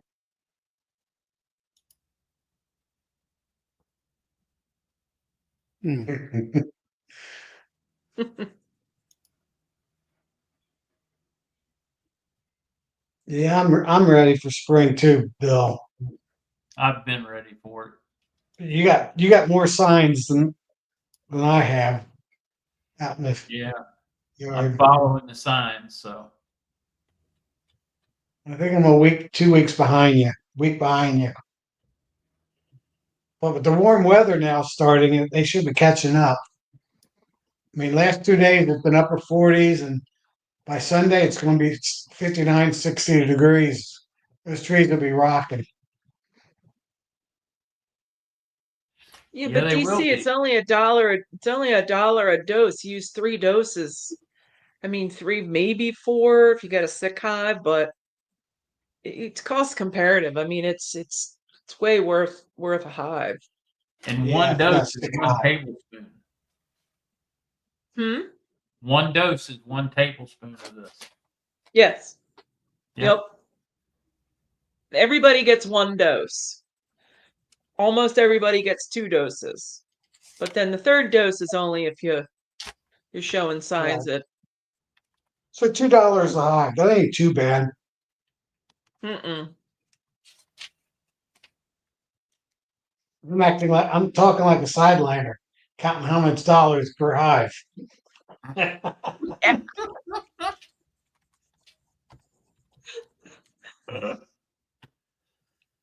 If you know, yeah, you gotta if it gets to where you can't afford to keep your bees healthy and happy and low mites and all of that good nutrition, then you gotta ask more for your honey. Your honey's worth more. Yep. It's profit, yeah. How much profit are they You gonna know? make? Yeah, Keep my yeah. You need to expense up your down and keep prices. my prices high. Expenses low, prices high. Well, your expenses are what they are. In order to keep healthy hives, sometimes you might have to Businessman now. spend a little more, and then you got the cost of the honey Then goes you up. have to raise your price. I know the guys get after me about coming into the Philly market here, but that clear spring honey I get early on, I get $15 an 8-ounce jar for that, so I'm getting $30 a pound. You're doing well. Once they try Yeah. it, man. I mean, I'm manning my own stand too. Like I'm the one selling it. So, Right. when they're talking directly to the beekeeper and you get to, talk to them a little bit about it, they know what they're getting. They come back. Yeah, they do, and that's the important thing right there, Nancy, is getting the return business. Yeah. Right. Yeah, they're starting. My honey's starting to really get out there. In fact, I got to fill some more up tomorrow. In fact, that reminds me, I got to do some checking. I got to get labels on my 3-gallon jars. So I got to do some work. Thanks for Yeah, reminding me. I won't sell 3 gallons anymore. I mean, I won't. I barely sell. I sell 2-pound 3 pounders. jars to my neighbors, to people that bought 2-pounders off me in the past. I'll sell them 2-pounders, but out in the markets, I don't go above 1.5 pounds plastic. 1.5 pounds squeezed plastic is the highest I go as far as volume, because if first it's gonna crystallize on them, and it's too heavy. It's too much lugging back and forth to the markets. I So sell request. I sell one guy a gallon of honey every other month. Same guy. A So he gallon. came in today to get his gallon of honey, and I asked him. I said, "What are you doing with all this honey?" He said, "I'm eating it." He eats a gallon of honey a month. There you go, right here. What's that come to a pound? What's the math in the pound? That's It's 3 pounds. How that's many? 3 pounds. it's 2 pounds a week. Yeah. 3. 2 pounds a week. It's 1.5 pounds. It's 1 pound every. He's doing almost 8 ounces. He's doing a little shy. He's doing a little shy of 8 8 ounces ounces a day. squeeze a day. Six Yep. ounces a day. That's a bellyache. Well, evidently he's putting it in. He puts it in his coffee. His wife Yeah. bakes with it, and they use it for sweetener in their house. So as long as he's buying it and using it, I don't care. I'll sell it to him. Oh, yeah. When you start baking with it, you're gonna. I had a young girl buy two pounders off me. She's my eye doctor lady, but she two pounders, and I asked her, and she's baking with it. She's cooking. She's doing everything with it. Yeah. I got a lady that buys 8 of them at a time from me, 3 pounders. And she replaces all of her cooking with it, 100% honey. Wow. Yeah, I'm about 1 pound a week. I mean, I could do more than that, but I cut myself back because I don't need all that.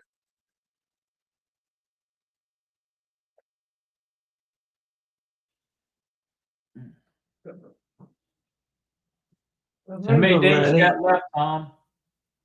What's that? How many days you got left to retirement? 2 weeks.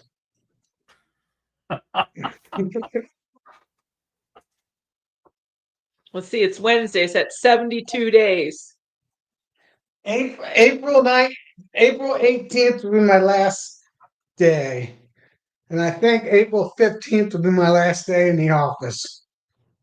Are they going to let you work it all out, or are they going to say see you later before the end of it? No, they're gonna let me work it all out. In fact, they don't want me to go. They didn't even want me to go even part-time.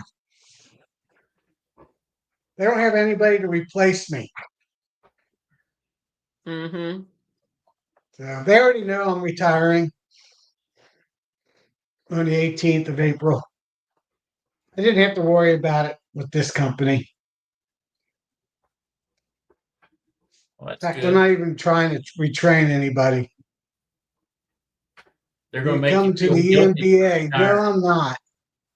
I can't make it. I got to help my wife with her mother-in-law. They're having a meeting. We're selling her condo Yeah. because she can't live by herself anymore. So I can't make Your it. mom, Not your mine. mom, My wife's mom, oh, your mom and your mother-in-law. mother-in-law.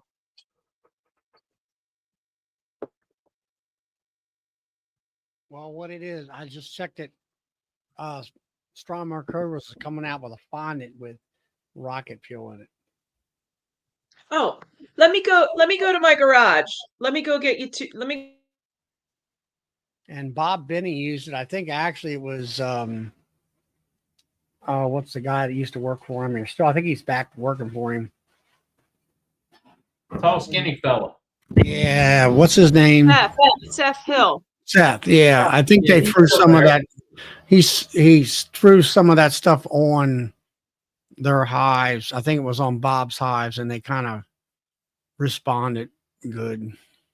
That's good.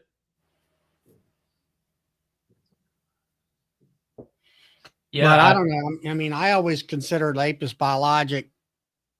To me, you put that in there and it turns your sugar water into nectar. It Yep. gives the properties of nectar to that sugar water, and that's Yep. why they respond so well. Yeah, and I've checked their website about twice a week, Apis Biologics website about twice a week, and they still list it as nothing in stock. Nothing in stock. Yeah, everything's out of stock. So Are they gonna? Are you? Don't you sell it, Bill? yeah, I did. I can't get it right now. So he's not selling I it. can't sell it if I can't get it. Well, I think a lot of it is it's taken off so much that I think his production has not kept up. Yeah, Or I think so too. All right, I'll be right back. All right. I Yeah, know I got a step bag. away from. Guess Okay. So let's see here. I want to get rid of my background here, my virtual. All right. I'll blow myself up. So this, there's no label on it. She gave me this. This is the DFM That's what I just seen on the video. It's Yep. fondant. Just it's like that. on it with Apis biologic in it. Yep. Yeah, so that's it does, yeah, so that's that. And then this here is the bee bites. I Yeah. think this has spirulina in it just because it's green. But Yep. I'm gonna read it off here a little bit. Bee bites, let's see here, contains a source of live, viable microorganisms. Contains spirulina. There you go. Yep. It contains spirulina and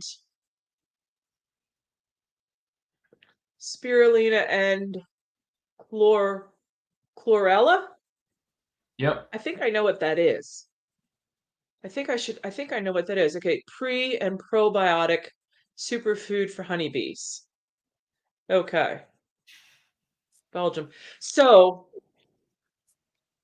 obviously I haven't put this on my hive yet, but I used to use on all my hives, I used to use spirulina patties. You can't buy them anymore. And I loved them. My bees did it, they were great on it. They were just they did very well on that spirulina fondant, I guess, for lack of, but the guy stopped making them. The guy out of Baltimore down there by Charlie stopped making it. So I now didn't you even know see it other came from people. there. Yeah, He now must you have, see other people uh adding it in, I'll be right back. to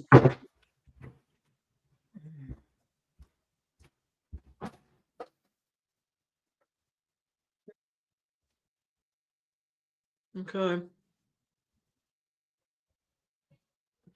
Yeah, Matt's gotta talk a little bit more about his fondant. I remember him being on a live, and I know he's on here tonight, but Matt was on a live, I think, talking about it and how he was going to bring it down to the expo.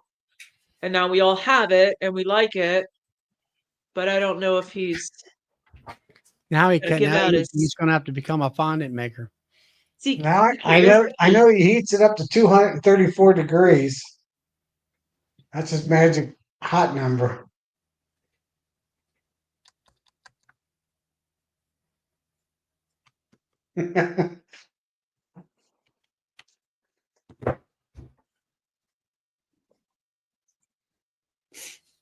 Yeah, the only thing, Matt, with making it and selling it is it's a lot of weight. Yeah, I think. it'd be expensive to ship.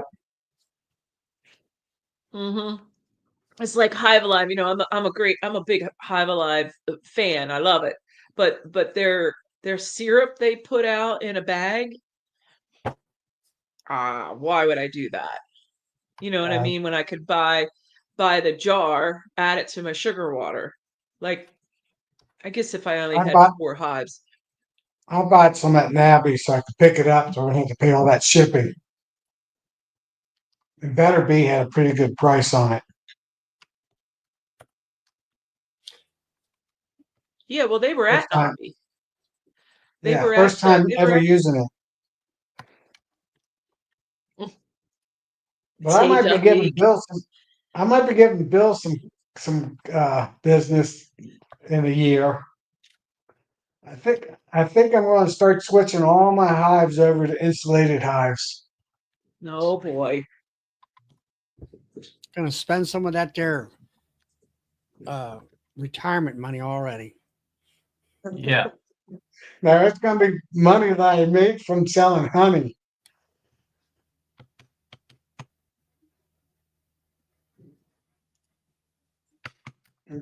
Selling nukes. Yeah, you'll never get rich doing that.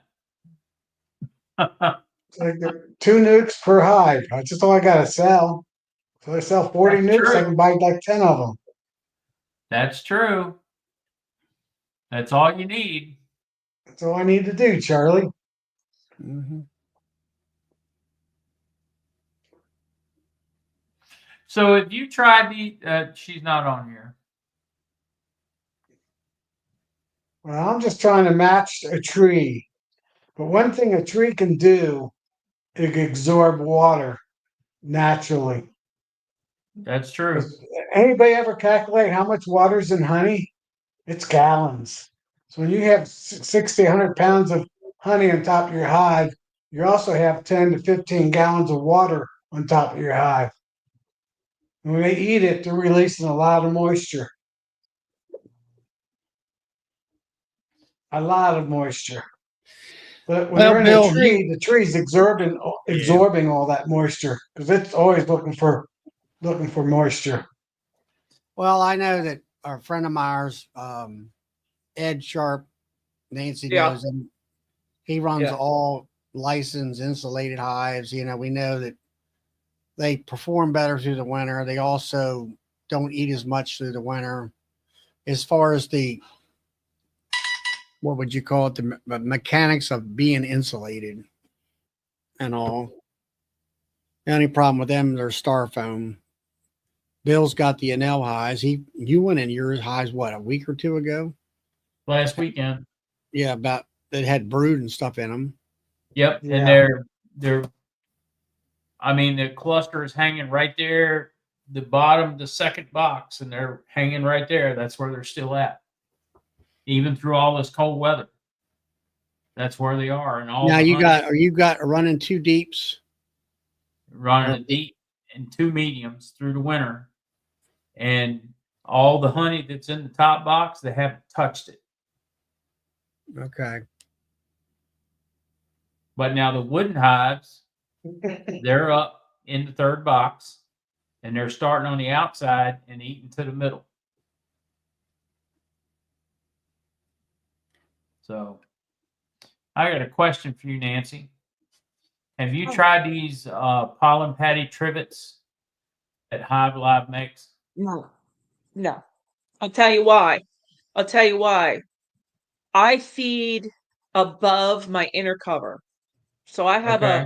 a 2.5 inch inner cover with a nice hole, a hole Yeah. drilled, what is it, 2 inch, 3 inch hole Yeah. drilled towards one end of the inner cover. So I place that hole then on the east side, Okay.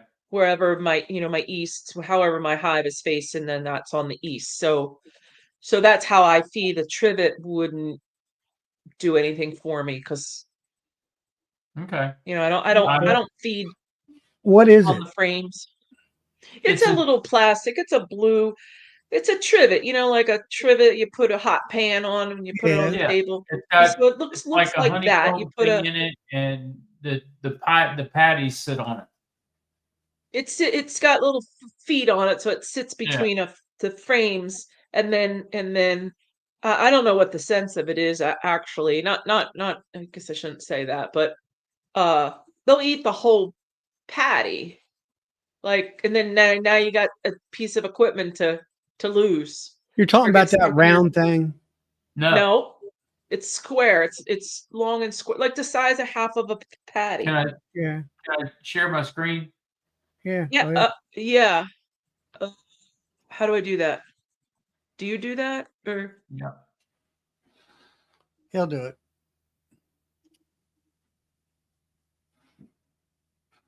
Oh, here you go. Okay, I got you. There you go. It's this one. Yeah. Yeah, it's right there.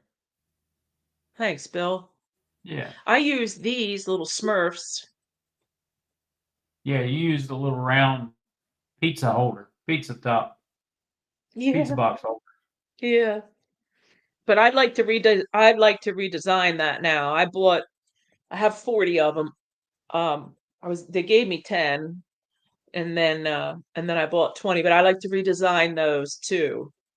So if Dara gets on and listens to I don't this. know. I think you just laid a darn patty on top of the frames and go and be done. Yeah, yeah, exactly. What I Pretty do. much. Huh?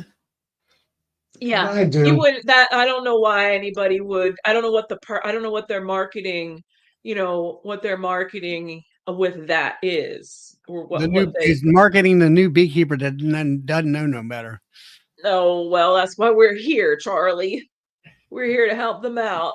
But that's just a gadget. Now the little pizza box thing, that is a gadget. However, I need that now until I can get those square hive feeder things designed and using because once those are done, Bill's helping out or doing that, I guess, through Motherload. Who's doing them, Bill? Yeah, Motherload and Andy Knight are working. All right. So once those are done and on the hives, then I want to redesign that little pizza box top Yeah. to have both sides. The one side has long legs on it, and Yep. that goes in the fondant. I need both sides to have those legs on it, Okay. or somehow that has to get redesigned to go with the design of the hive Yeah. top feeder. Right. And I think I've got a call in the Motherload, and they're working on both pieces to make that round piece fit the center hole, so it fits it Oh, better. they're already. Oh, they're Oh yeah, already. Motherload's already working on it. Andy's already working on it. Oh, cool. So I think the disc. So the thing has teeth on one side and then it has more of a legging on the other, and then I think the disc, it has to be wider. yeah, I think there needs to be a disc about that big with the feet. That's what I'm thinking, but I'm not a engineer. I'm kind of letting them work it out. Yeah. And see Oh, what they yeah. come up with. Absolutely. No reason two of us have to think about it. Right. Did a Hilco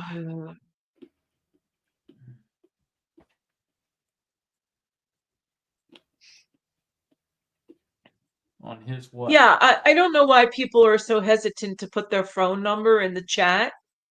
Every one of us has to have our phone number on every jar of honey we sell. Exactly. I mean, in Pennsylvania, I do. Yeah. I have my number, my name, my zip code, my town. Like all of that is state regulated in Pennsylvania. So, and I sell thousands of jars a year. So and And your phone number is a public. It's all you can look it up in the public. I mean, it's public Yeah. information. And it's so easy. If I don't like you and you annoy me, I just block you, Just block it. Yeah. never to be heard from again.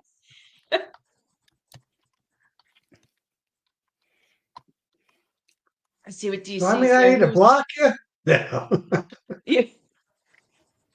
Who was that had the hive top feeders at the expo that were orange? Orange. That was Hilco stuff from up in Canada. Hive top feeder. I don't know what that is. I don't know. I didn't I know- see an orange one down there. I know that Who's out Hilco's there? got some new insert, looks like Man Lake's thing from up in. Yeah, I knew that one. See, I can't do in hive feeders because I'm already at 8 frame. That would take me to 6. So I never that's get like that's flame not an feeders. option. You got to open the hive up.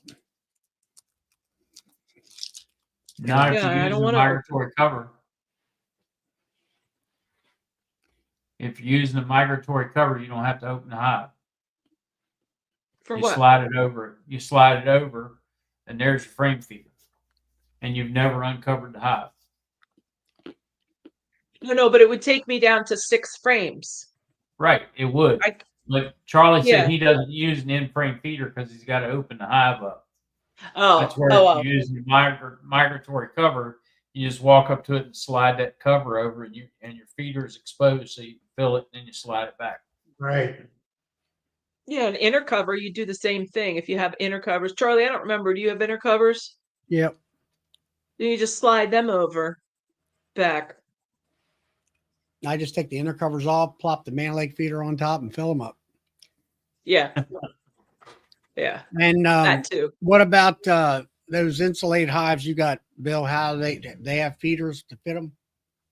You can either get a Boardman feeder, Boardman type feeder that goes in the front, or you can use an in-frame feeder.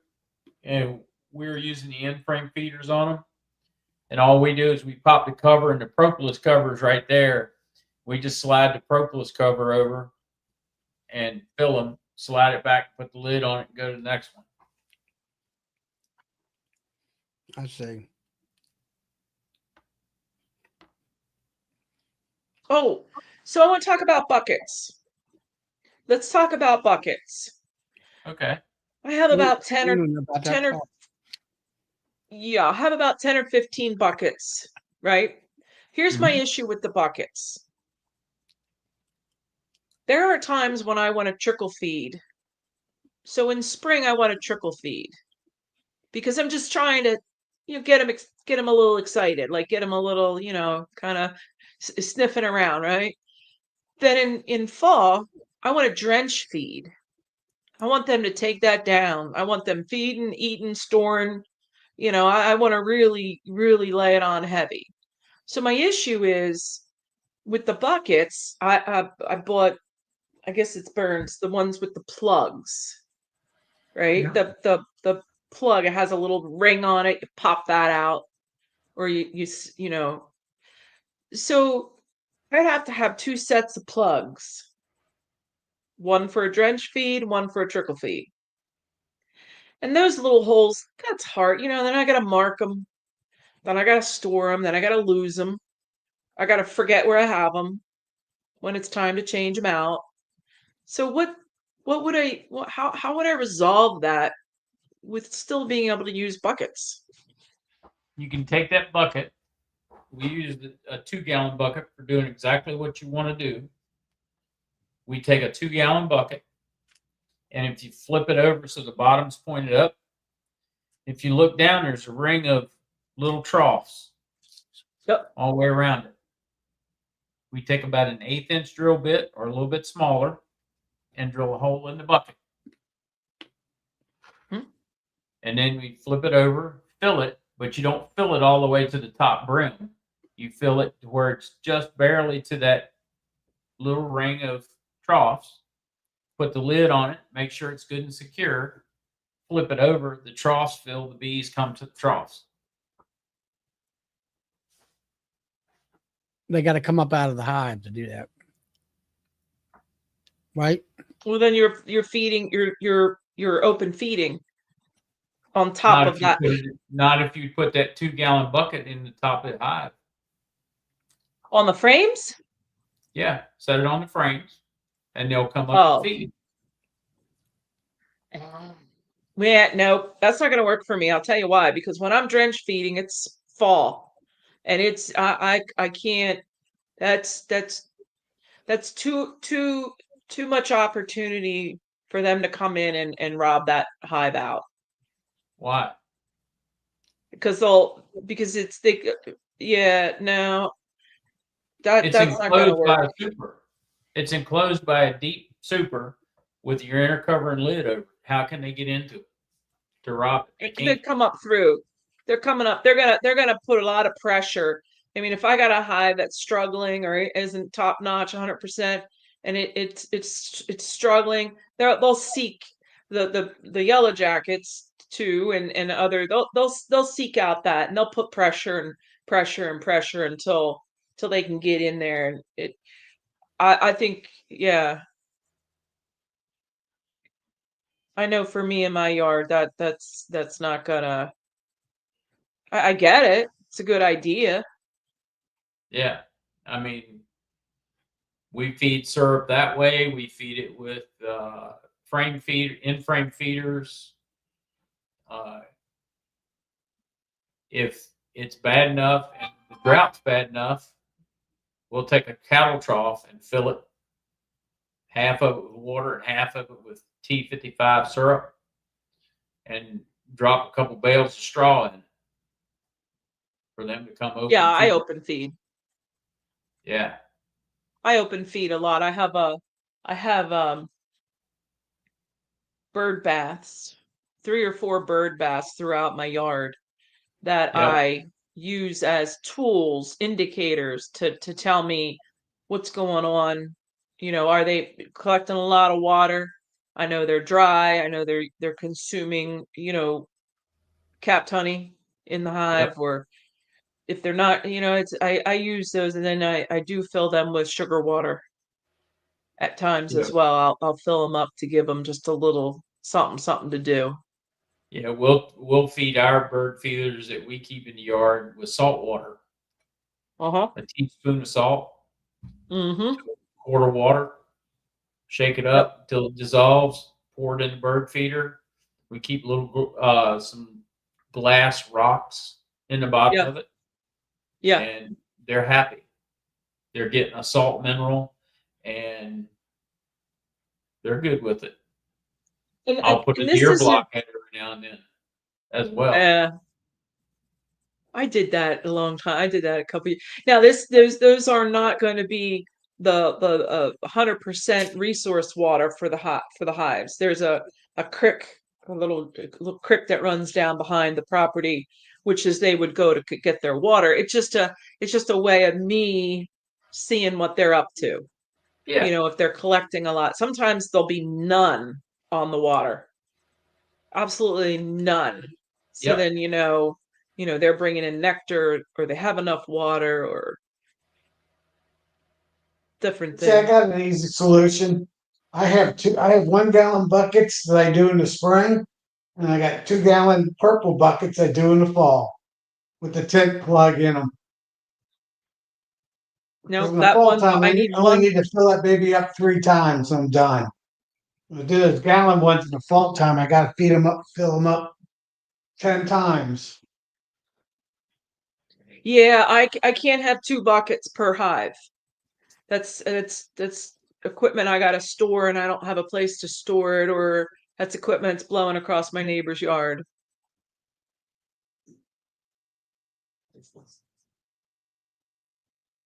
That's what I do. And then in the springtime, if it's a big hive, they get a purple one because they can handle it.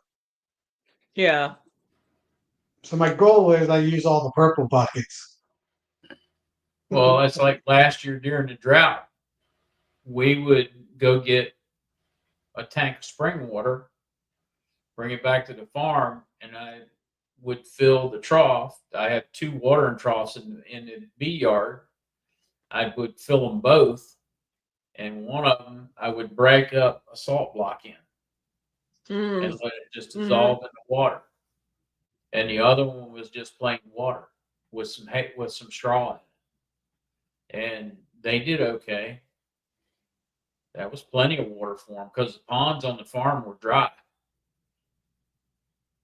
So Yeah, and I don't leave my buckets on like my buckets would I wouldn't leave them on all winter because strap I'd have to strap over that. If that bucket when that buckets are those buckets are empty, they come off. yeah, And I know the temperature is going to get too low. And Yep. they're migratory covers, so they're not inside being kept warm like my rapid rounds. But the buckets come off and get stored. Um, but again, There's my full picture right there. All my purple buckets. And a couple of them got white buckets because they're small oh hives. here, let me hit you. Let me make you make okay. So you can see where I got purple buckets on most of them and a few white ones here and there. Just some the purple ones needed more, and the white ones were getting good enough. So this is probably Yeah. that's what I do. So Roy, here, this is about the vacuum. Yeah, you're gonna have a vacuum, but you have it does matter how many holes you have if you want to trickle feed or drench. Yeah, The amount of holes does matter. The vacuum part, yes, you're correct. It's gonna vacuum but the more opportunity, there are more bees that get to those holes, the higher, right. A you 4 or 5 hole plug will feed a lot faster than a 1 hole plug. yeah, it will. and then And you got to go through and if break that them. bucket You got to go gets through. full, you're going to lose your vacuum. You're going to lose all your fluid On what? on those. If you do an open bucket and you've All got right. the holes in the bottom of it, and you flip it over and you walk away and leave it, and it's got a good vacuum. At night, you're going to get critters. Oh yeah, you'll If lose they some pump every that night. bucket and move it, and it tilts one way or the other, you're going to lose your vacuum, and then you're going to lose all your water. I got bricks on top of mine. The buckets aren't moving.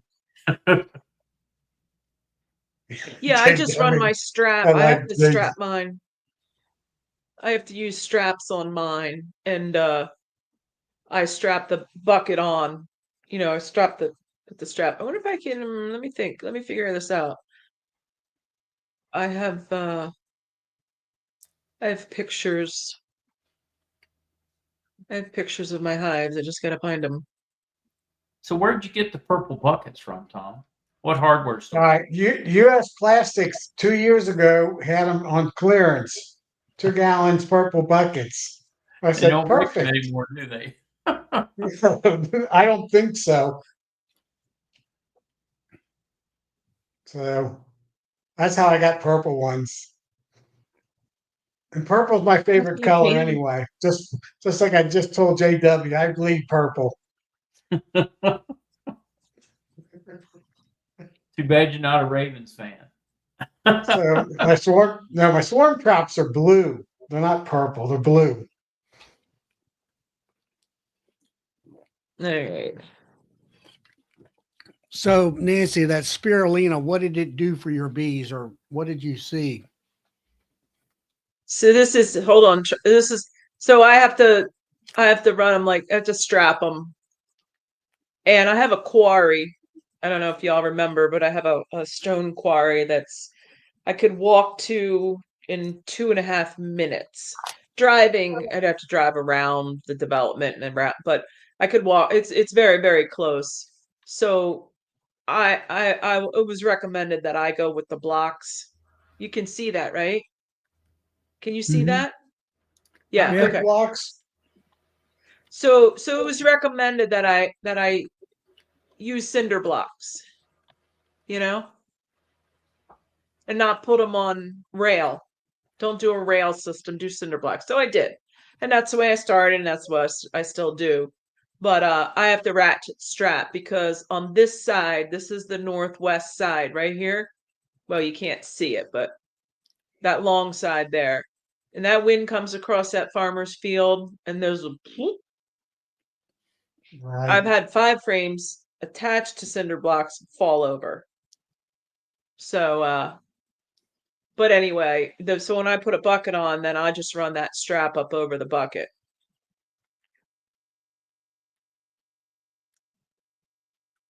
All right.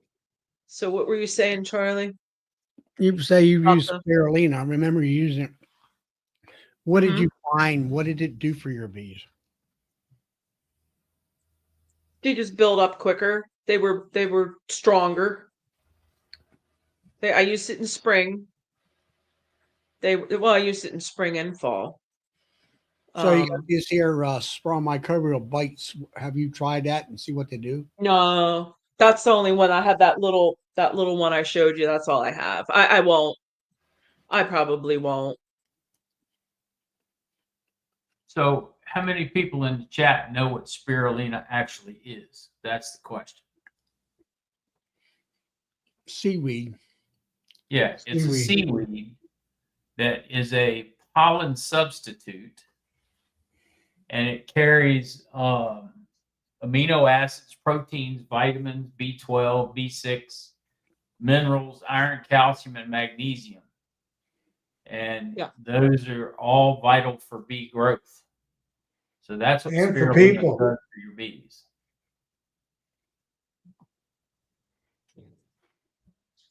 What'd you say, Tom? I said, and for people. And you're right. And for people. I'm sorry, Nancy, but I'm coming a bit of a science nut with this class I'm taking. Oh no, bring it on, Bill. You are more than welcome to yes. I love all that stuff. But yeah, I used it. It just made them stronger. Yeah, and it should, because what's in it. And it's not, this is stuff that's not added to it. It's actually in it.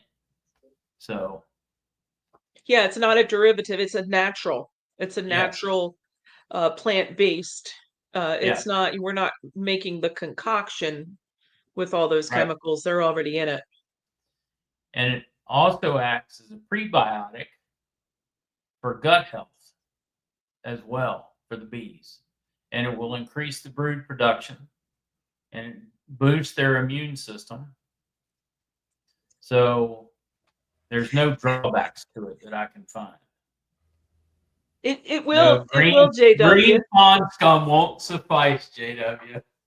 No, but they'll like it. It's still good for them. They still like it, but yeah, they do eat it. That's Yeah, true. let it dry out just a little bit. You And know, they'll be all well, there's one thing about the green scum, and if you notice, bees like that because I think they do get their nutrients from that kind of. Yes, they do. They don't like clean water. They like that stuff that's green like that. They like that better. Yeah, they like the dirtiest, Yeah. nastiest water they can find. It's got nutrients in there that they're going for. Yep. So I think that scum stuff will work. Yeah. Yeah, it's just a different, it's not gonna have all that fancy stuff that Bill rattled off. Yeah. Just None doesn't of have our any scientific study on it. yeah, none of the ponds here on the farm are spring fed, so they're all runoff ponds. And you put cattle in the field, they're getting a lot of runoff from the cattle. So they're Yeah. getting their nutrients. My neighbor has horses behind me, and I know the bees are down there all the time. And there's a little spring from my property that runs through it. And they're on my spring a little bit, but they're usually down in the horse farm. Yeah, like down here at the mill, the sawdust will lay. They'll go there because they know they can't drown.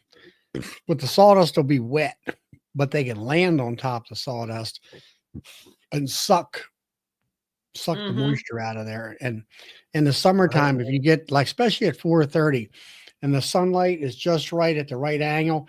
I call them the tanker bees. They're going for they're one's going down and one's coming back, and they're going Yeah. down there back and forth the same pathway right down the roadway to suck up water and bring it back to the hive. Yep. That's Charlie's dryer system. No, it's just they're going down there to that where that sawdust is, and then you got to remember Oh, yeah. when you get sawdust wet, it excretes Right. the acids out of the sawdust, and they like that stuff. You know, I don't know. I mean, like I buy the Apis Biologic because I buy it because I know it works because I've seen it work.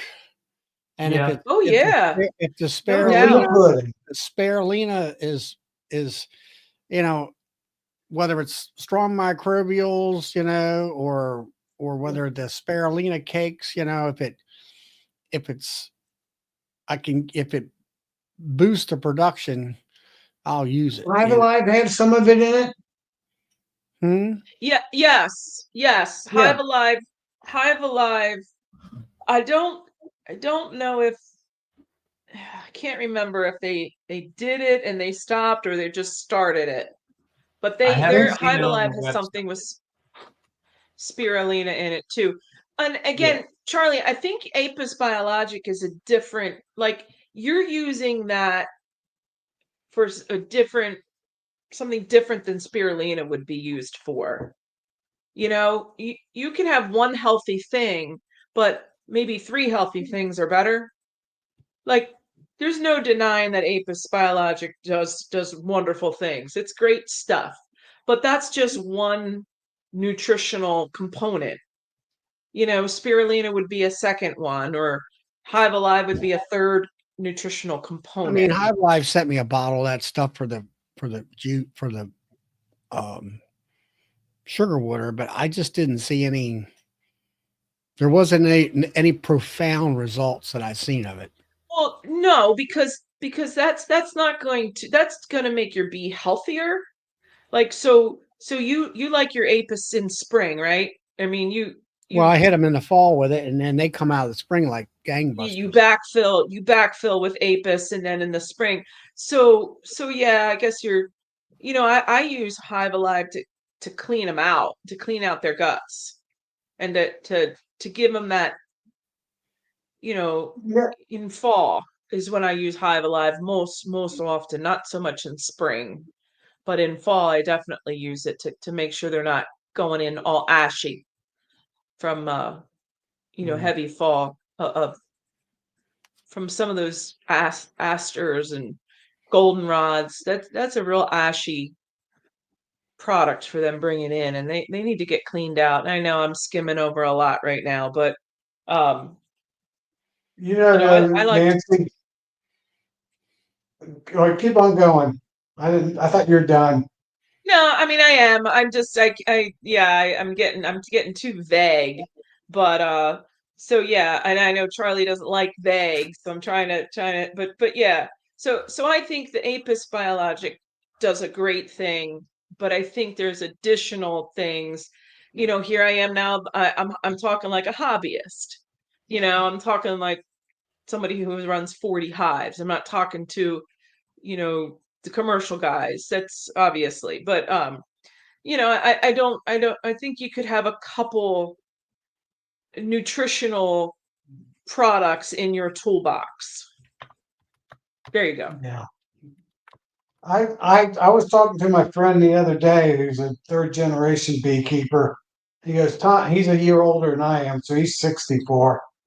And he goes, 50 years ago, we'd just put bees in a box and we'd get 300 pounds of honey on every hive and not touch them. I had to do a darn thing. And he said, if we only got 200, we replaced the queen because that was a bad hive. And I said, yeah. I said, yeah, this really has changed. Now we feed them, we put chemicals on it. He goes, yeah, we have to give them nutrients and everything. I said, one thing that's big time difference is people didn't have green lawns with no weeds in it. fact, when you bought grass seed, it had clover seeds in it. Yep. And Mhm. they didn't spray their yards every day, Right. every year, 4 times a year, like they do Right. now. Well, And, you go into some of the after our conversation turned, and I said, we live in a chemical environment now versus 50, 100 years ago. And they used to get 10 times more twice as much more honey as we did, and Well, put no money into the hive. if you go into some of the larger suburban areas, True Green Lawn is spraying every lawn that they service at least once a week with a pesticide and Yeah. fertilizer. It's all mixed in the tank together. Hold on a second. I used to run a lawn doctor. I didn't say And lawn doctor. I said True Green. yeah, same thing. There's a It's the difference. same. We all, There's a yeah, but I mean, difference. well, yeah. So lawn doctor put down a wet product. We put down a dry product. It's kind of, it's it's kind of the same. But this was years before I became a beekeeper or knew anything about beekeeping. But we treated. You didn't fertilize at the same time of the year that you did weed control. Right. And then weed control was at a different time of year.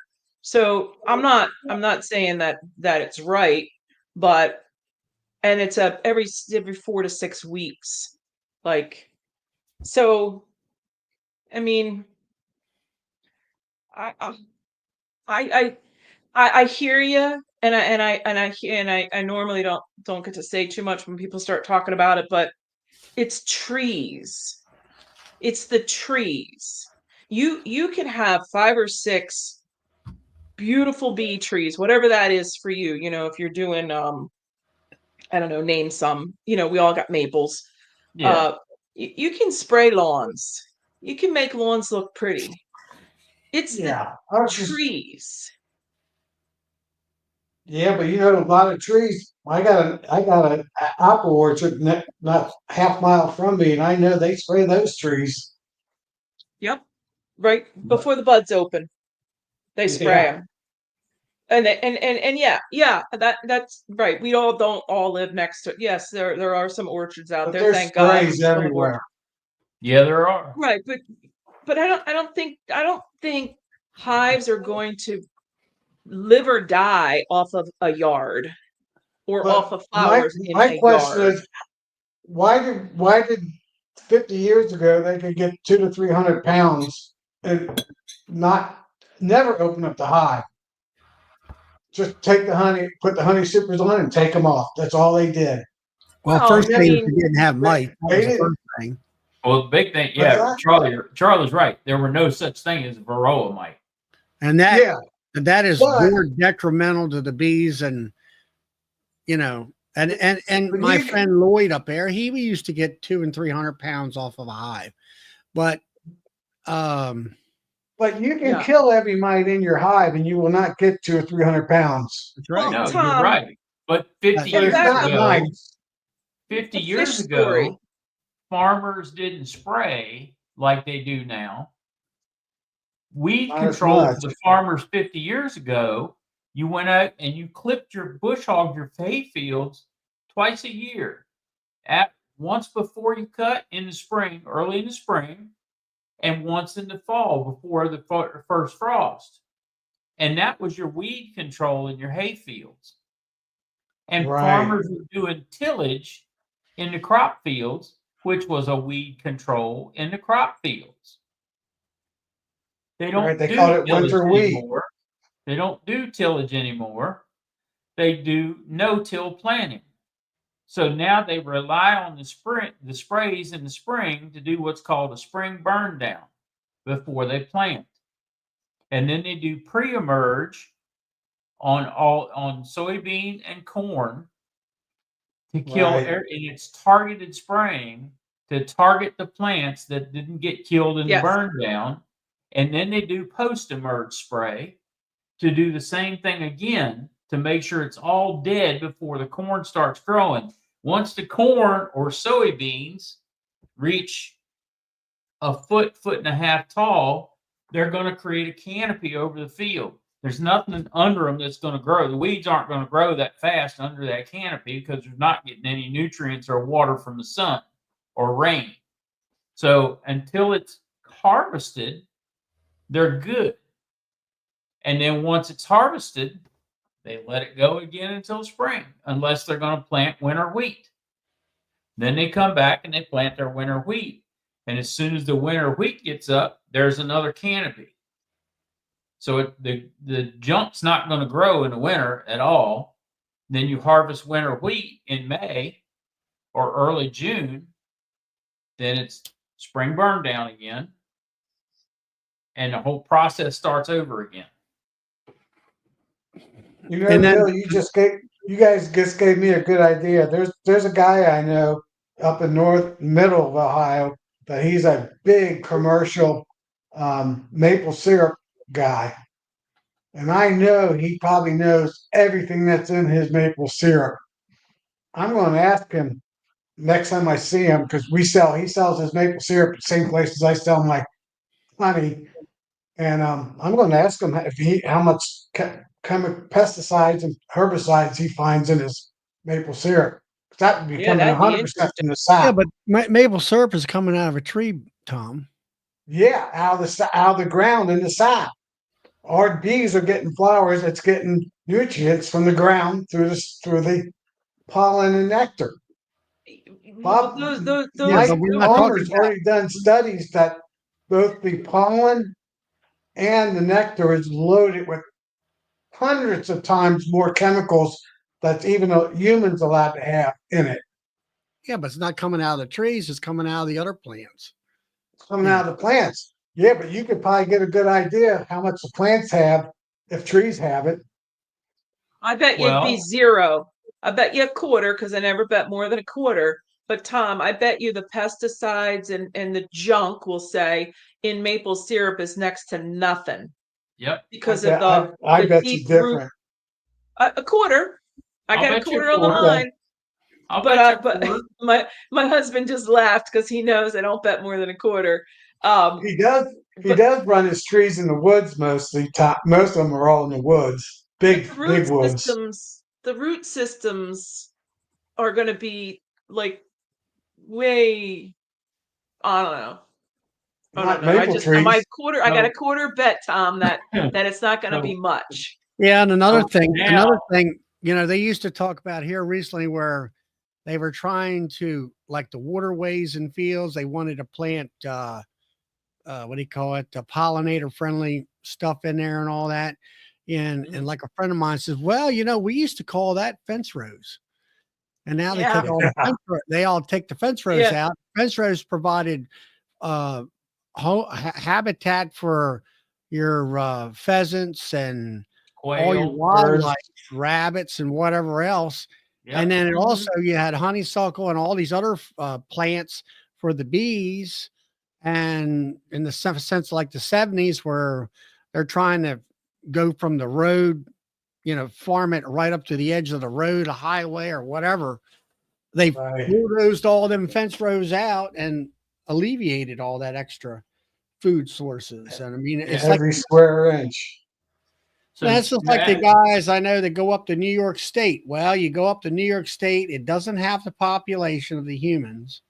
And they've got farms up there that people, they've abandoned the farms because they went to the cities to make a living. So now you've got meadows that have turned back to wild meadows with wild flowers and stuff that way it used to be prior to human being touching it with farming and whatever. And they make Mhm. 200 or 300 pounds of honey up there because the forage is there. Yeah. Right. But see, now I'm going to have to stick up for the farmers a little bit here. Okay. Mhm. Because the way the farmers plant and what we spray, all right, we're spraying an application of, we don't spray Roundup anymore unless it's absolutely necessary. We don't spray neonicotinoids anymore because we don't need them anymore. What we're spraying is typically 2,4-D. which is bee friendly. Okay. And the seeds that we plant Yes. have the pesticide coating on them, and the Right. pesticide grows into the plant, not the yield, but the plant itself, and it protects that plant against certain pests. So what's sprayed and what's done in the targeted pre-emerge and post-emerge spraying is 2,4-D, and it's bee friendly, and that's what's used. Yeah. A bee can drink 2,4-D and it won't affect them. Well, isn't that a broadleaf? It's a broadleaf It's a killer. broadleaf spray. So Right. the statement of that it's building up in the pollen and it's doing all this and it's building up in the nectar, it's partly true, but not 100% true and reliable. Not like it used to be in the 60s and 70s when they were spraying DEET and everything else, or DDT, DEET, whatever you want to call it, and they're all that other heavy pesticide and the heavy neonicotinoids that built up in the wax. But that trend is starting to fall off because they don't use the neonicotinoids anymore. Yes. Yeah, and there's been some folks, they all, they want to get rid of the treated seeds and all that kind of stuff. But there was a guy, he was on Bob Benny, he was a commercial beekeeper, and he stated on there they were down in the deep south where they had cotton. Yep. And he said when they used to spray the cotton for the pesticides, he lost a ton of hives. But then when they brought out the cotton Tree. plants that had the seed coating and they didn't have to spray, he said, we didn't lose hardly any of the hives because of Right. that. So And so I'm cotton's one of next those to a plants- farm. And cotton's one of those plants when they treat the seed, it may or may not grow because it's a different type of seed. I want to say it's a different type of seed that when they treat it, sometimes it doesn't grow because of that treatment. But the soybeans and the corn, the reason soybeans are green, it's not because they're not right, but they're green because they've got that treatment on it. Corn is pink because it has that treatment on it. Mm-hmm. Just a Yep. regular dry corn seed is a whitish yellow, and a dry soybean is almost pure white. And you squeeze it, and it'll crumble in in between your fingers. But when they treat it, it gets a little moisture in it to help it germinate too. So back in the Well, 70s, when I lived on a dairy Michael farm, Palmer is one of the biggest scientific beekeepers in the United States. And he's been doing this test now for like 5 years. And he doesn't just test his yard, he's got test sites all over the United States. And And he's got scientific proof that he lists all the chemicals that are in the pollen and in the honey and and in the wax. He does all three of them. Pollen, nectar, and wax. And Oh, it's in parts by thousand versus parts by million. He couldn't believe how high some of them are. Way, Yeah, way that's- over what's recommended even for humans to consume. Right, but now you got to look at too. Black beans are for humans. Okay, that's a different type of crop. When it's consumables, there's chemicals that you cannot put on. There's things you just cannot use. When you go to plant a consumable, if you've planted soybeans that's treated, you have to go through and completely wash out that plant. Period. Yeah. And Well, you can't have any chemicals in it. his test doesn't tell you what plants or what type of plant the chemicals came from. He just knows that the bees are getting into chemicals that are coming from the pollen. Well, pollen, he knows it's 100% coming from the plants. Same thing with the nectar, or in most cases, the nectar, 90% of it's coming from the plants, unless somebody's got sugar water out there. So it's True. coming from somewhere. You know, Yeah, depends on it does come from somewhere, and I'm not going to say it's still not happening. It does happen. Okay. And DC's comment with it's not just one chemical. I can tell you for sure that when we do pre-emerge and post-emerge spraying, the only chemical in that sprayer is 2,4-D with an adjunct in it that makes it stick to the plant, which is not poisonous, and Soap. water. It's a soap. Sticker. Like a soap, yes. Yeah. That makes it stick to the plant. And those are the only 3 things in that sprayer. So I there live is next to no a farm. cocktail that it's getting mixed with, and there's Well, I no don't other know. chemicals on that have been sprayed prior to that for it to mix with, because when they dry, they don't mix.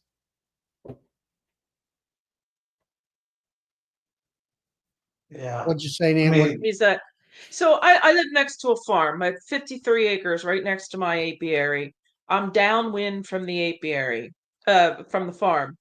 He's a no-till because he went no-till for the erosion, to stop erosion, which I agree with. So he's planted corn the 6 years I've been here. He plants the corn and then he sprays. And these trucks come with booms that are 30, 40 feet. And I've watched them spray.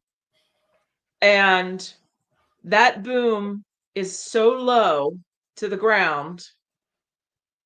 And when I go to the line of where my property is and where that boom, because he runs it right to my property line, farmers don't have that 10-foot easement Nope. that you do in a neighborhood. They can run it straight to the line, and he does. I can see a blade of grass that's half white and half green. Yep. So he's not running any excess. He's not running those booms 10 feet in the air. He's running them as low as he can. And what happens when it rains? He's cheap. running those He's a booms. farmer, so he's going by on peanut. He's getting by. He wants to milk that for as much as so he's not wasting any of that spray. That's going Exactly. all straight down. And it's the Okay. post-emergent. It's after he seeds. He only sprays one time. Yep. It's after he plants his seed. He does My pre-emerge. hive, I bet you a quarter that whatever he sprays doesn't stay on his property. Yeah, it does. Oh, sure it If does. I he's see running it. You those can see booms it. 3 feet or closer to the ground, there is no As soon drift. as the wind blows and the rain comes down, that chemicals everywhere.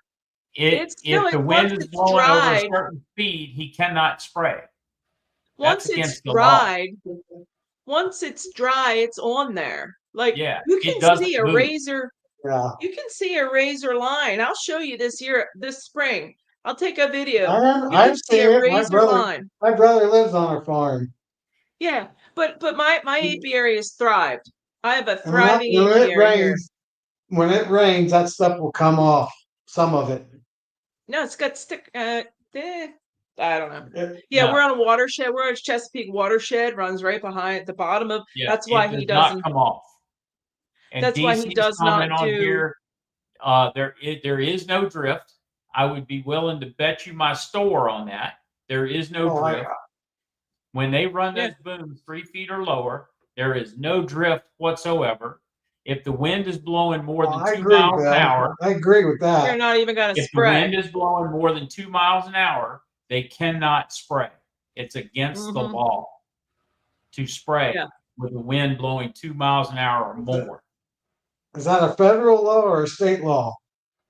It's an EPA regulation. The EPA. Yes. You So when you I'm out target there. spray, I'm out there standing on that line, and I'm Yep, watching him. Yep. Every year, I'm watching him, and he So does. he's planted for 6 years straight in a row with corn. He didn't do a rotation. No, not yet. I keep waiting. That's what I don't kind of understand. I think he'd rotate be every other leaving year. his ground that way. Yeah, you think he would? You think he'd rotate it out, right? He's been farming this since the 7th. He's been I mean, these farms in my area are from the 1700s. I mean, that's how old they are. So he knows what he's doing. One way or the Yeah, other, Right, he knows but what JW he's is doing. right there. he's putting a lot of nitrates in it. He has to be. Well, you got to Yeah, put he's got to fertilizer be on because anything. corn takes nitrogen out of the ground, and it doesn't put anything back. It pulls everything out. It doesn't put anything back. Soybeans puts nitrogen back in the ground, and it puts other Right. nutrients back in the ground. So when you harvest soybeans, all the trash goes on the ground. That's why you should till it every other year or so, or every year, to work that tillage under and put oxygen back in the soil. Well, now I was thinking just about that, but I've heard pros and cons of whether you're supposed to till it and not break the oxygen barrier and all this other stuff I've heard. He's a Don't no-till. get me on my soapbox, Charlie, because Hey, I Doc, grew up doing tillage. yeah, I understand all that. It just here lately, it's been what was the guys out west there? They talk about the Yeah, I know who you're talking about. Machine Repeat and somebody else. who? Machine Repeat. No, that's not. He just talks about machine repeat. Does talks about machinery. Yeah, but he talks about CDC. planning too. Yeah, but I'm talking about the two boys that are in the nutrient management spray guys and whatever. Yep. And then there's the other guy who's out there in North or South Dakota that he talks about. He says, you're talking about all this water runoff. He says, you're not letting the humus build up into the ground in order to suck the water in like a sponge. And I forget, he was a tillage guy, but it took so many years in order to build all that up. But on the other hand, it depends on where you live too, because when you're out in the Midwest, you farm totally different than you do on the East Coast. You're exactly right. It's because flat. everybody in the Midwest does tillage. They do some sort of tillage because they want those nutrients flipped over under the top of the topsoil. Yeah, I mean, out in Midwest, they got that black ground, which is highly. Yeah. It's more nutrient. More nutrient what we have. Yeah. And it's deep from the ice ages or whatever. If everybody wants to talk about. They got So volcanic soil. DC, I want to address this here with DC. So DC, this statement would assume that farmers have the money or the resources to spray and let that wash off. They do not. They're going to use as much sticker as they need to make that stick to where they want it to stick. They don't have the money or the resources to be pouring liquid onto fields. It's going to run off. That's right. So to spray 190 some acres is what we sprayed last year. It cost us about, I'm just going to give a ballpark, $20K plus to do the spraying. I'm not going to go out here and throw $20K on the ground. Right. And let it run down the hill. Yeah. I'm not going to let it run down the hill because it don't do it. It does not run off. Right. We have the ponds tested. There's no runoff pesticides in the ponds. So when I worked for a lawn doctor and we sprayed, they'd have to mix up those chemicals, which they had to be licensed to do. Yep. I did not do that, but they applied enough sticker. So when you have a plant like say they were trying to kill clover, for an example, clover has a waxy film on it, and there's other weeds that have a waxy film. It's part of what makes them weeds and survive. But when we knew we were going into a yard that had a lot of that waxy plant, we needed more sticker. Yes. So that it would hold more killing age. It would hold on there better and longer. And then once it's dry, it's done. It's not going anywhere. It was the fact of the matter is they killed the clover, and that was, why did they put clover seed into the lawns way back when? Because like I said, this was yeah. I mean, yeah, but I researched that, and it was like you said, they actually put it in the seeds. The reason they put it in the seeds was clover is a natural nitrogen producer. Yes. So you didn't have Yes. to take and fertilizer your lawns. You had a plant that was fertilizing your lawn for you. But then here come Ortho out and said, hey, we want to kill all the dandelions because nobody likes dandelions. And he's, but we're going to kill it. But in order to kill the dandelions, we're going to kill the clover. So that's when the seed companies took the clover seed out of the grass mix. Now we have deserts. We're JW. My link, my it should be linked. Isn't it linked on the top? The what's it called? To get in? JW? It's not up there. Did you pin it? Yeah, that's how I did. I just Googled JW. it cannot rain 24 hours after you put down 2,4 on your plants or it'll run Yeah. off. They use a At 12. least at least 24 hours. We use a 12-hour window. If they're calling for rain within 24 hours, or if within 12 hours of us spraying, we don't spray. Well, what I just read up said the real number is at least 24 hours will not run off. Oh, it's when it's dried. It's after it's dried. For us when we applied it, because we would get homeowners that would call us and lawn doctors residential, but we would get homeowners that call us that said you sprayed at 9 o'clock because we had to, we put time on and everything, and it rained at 3, and we're like, nope, it's good. Then, oh, you got to come out, we'll respray it. Well, first of all, we can't.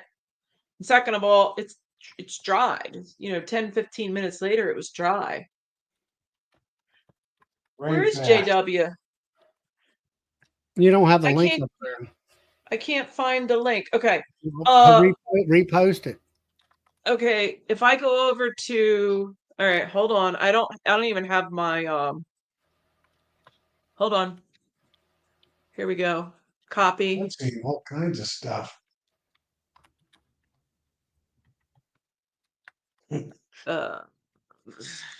YouTube. It should be it should be pinned to the top. It shouldn't be in the comments. Did you post it? Oh, you know what? Well, if he's saying it's not there. Well, you didn't pin it, is what you didn't do. Yeah. That's what I'm getting at. On the 3 dots.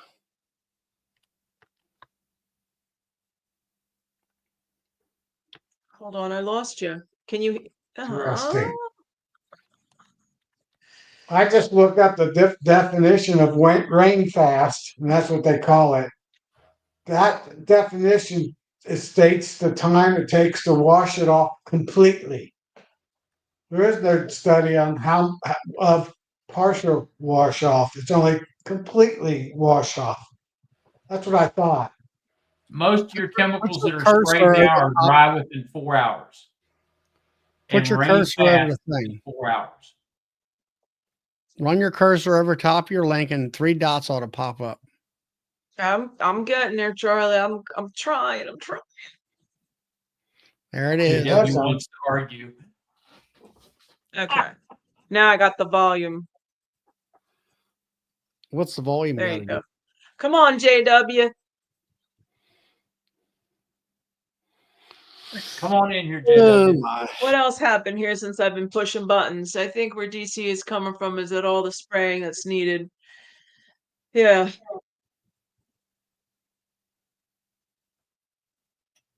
Mm-hmm. So that's for the only thing I will say, like my son, I'll get into discussion with him about that, and it deteriorates in so long. I said, well, yes, there's still a residue there if you're doing no-till farming of whatever. Here he is. Here's still a residue, and I said it has to build up over a 50-year period, I would think. You there, Red JW? Better? Yeah, he's there.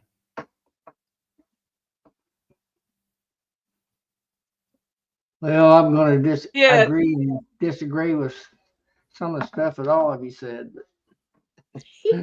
Go for it. Comes to the farming part of it. I know a little bit about it. Just enough to really be dangerous.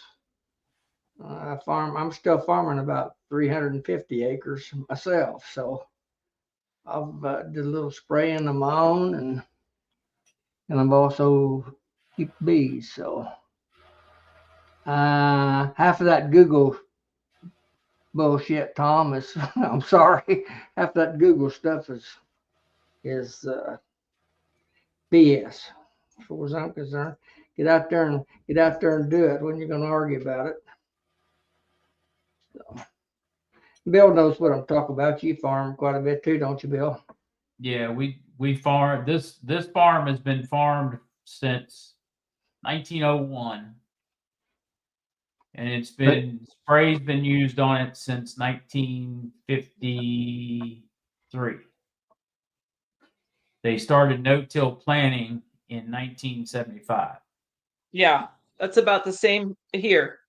That's Yeah. about the same. So this farm has seen the gamut of till. It's seen the gamut of no-till. It's seen spray. It's seen farming like I used to do to control weeds. Is you bush hogged in the early spring, all the pastures that controlled your weeds until you made hay. Then after you made hay, all your hay crop in the fall, you bush hogged again before the first frost, and that took care of your weeds that would grow during the winter, like your red root and thistle. It would take care of them. And then all of a sudden they started spraying. So, but I'm not trying to argue with DC. I'm just trying to Educate. educate him, and maybe he would understand that. Bill and JW, look up the definition of rain fast. And You know Google? what the definition of rain fast is? No. And that's what they use for how many hours it is for it for complete wash off of the plant. That's the rain fast definition. So when you say it doesn't wash off after 4 hours, that's just telling me that it doesn't completely wash I off. said after it dries. There's no, I could not find any definition, hours definition of partial wash off. But what you'll find is detergent soap will do about the same thing in some of your sprays what your rain fast does if you check it out real close. Yeah. So if you look at the EPA label on 2,4-D, it gives you a time frame of not to walk into the field after it's been sprayed. Okay? And that's 4 hours. And that's called rain fast. After 4 hours, that product is completely dry on those plants. No, that's not true. That The is definition of rain fast, and I just looked it up. I'm not talking about rain, Tom. I'm not talking about rain fast. What is rain fast? Is that a term or what? 4 hours rain fast. Rain fast means that it will not get washed off completely. Doesn't mean that it's dry. It just means it won't be washed off completely. I tell you what. When we spray next spring, you come down here. We spray with 2,4-D. You come down here, and we're going to wait 4 hours and walk out in that field, and I'm going to let you touch every plant you want to touch, and you're going to see that it's 100% completely dry. I'm not arguing that point. I'm arguing the point that if it rains for 4 hours, some might wash off because there's no study on partial wash off. You can't even rub it off in 4 hours. Well, farmer's not going to spray it if it's going to rain in 4 hours. No, we're not going to spray. That's right. They're not going to double their cost. If there's a window that we call spray reaction, okay? Around here we call it spray reaction. If we watch the weather, or if the commercial sprayer watches the weather and sees that it's going to rain within 12 hours of when we're going to spray, it gets canceled. We don't spray. We wait I until understand. after that window passes, then we spray.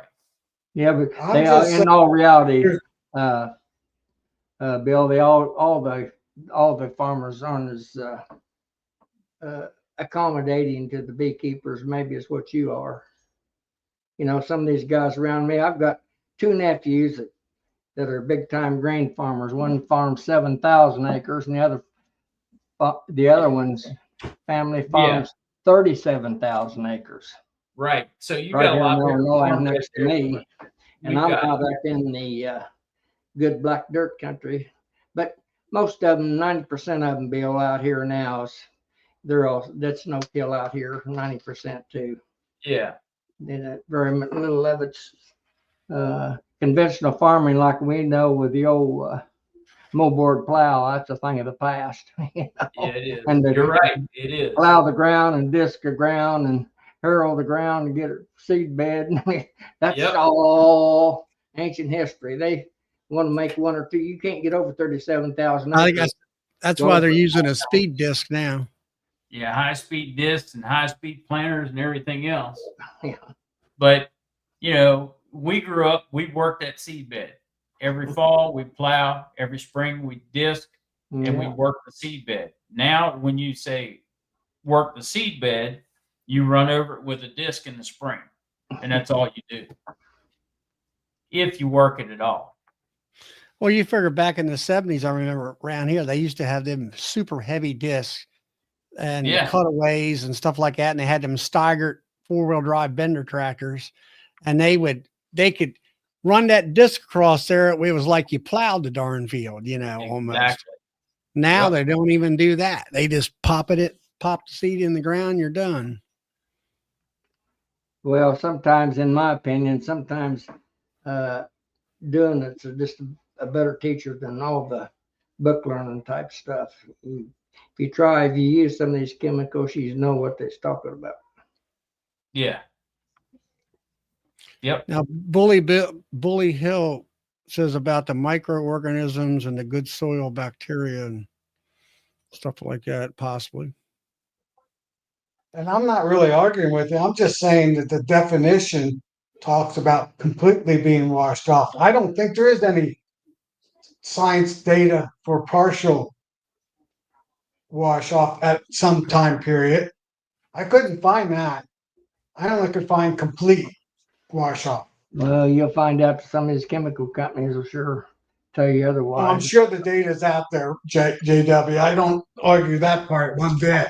It's just not known. Well, see, the other kind of public. misnomer that people that don't farm have, or what they see, is like Nancy was talking about that half a white blade of grass, and the other side of it's green. Mhm. That white, that's the sticker. Yeah. That's the pot sticker that makes the chemical stick. The plant's already absorbed the chemical. Right. It's already dead or whatever Yeah, it half means. of it's already dead. It's already down to the roots by that point. By the time they Right. say that 4-hour window, it's dry. What they're seeing is the adjunct it's in it that makes it stick to the plant. And I understand what you're saying, DC. I really do. But you got to understand that the way that these chemicals are designed now, they're designed to be absorbed by the plant immediately, and the plant takes it to the roots. Systemic. The residual that you see, or the residue that you see, is the sticker, is the glue that makes that spray stick to the plant. Now, will that wash off? Yes, it will. But there's no chemical in it. It's And then just here a couple, 3 years ago, they come out with some sprays that's supposed to be the answer to all things good for soybeans, and then they found out that it was drifting and killing the neighbors. yeah. The neighbors Sure. deal because they had a different type of seed. So that's what you get into on this stuff. It's hard to argue. Yeah. I'm Yeah. just And because the objectives too of the farmer, the farmer is going to do, these guys are smart guys. they're going to do what they need to do to get the most yield. So they're not going to be doing things that are going to deteriorate the soil against what their objective is, whether it's corn, soybean, whatever it is. They're Right. going to keep that soil just like we keep our bees healthy as possible to produce whatever it is they need. They're businessmen. They're in it for they're trying to make money and Yep. and feed their livestock and whatever, all that Well, fun you're talking stuff. about there's pre-emergence and stuff. My son will be out in our hay field. What did you spray out? He said a pre-emergent for what? He said, so it does that weed doesn't grow to begin with in the springtime, Yeah. Right. Mhm. stuff like that. So we got a clean looking field because that's what the horse girl wants. She wants a Well, sweet- we Right, know that- Nancy, I agree. that pre-emergent now, every I'll agree farmer, with every Tom on it. businessman Will wants wash off. It'll wash overhead down the cost, ditch. lowest cost to produce whatever they're producing and sell it at the highest price they can sell it at. And they're still broke. And we're still broke. And that's because when you produce that great seed at that great price, I don't get, or Bill doesn't get to tell, well, this is what I'm going to sell it for.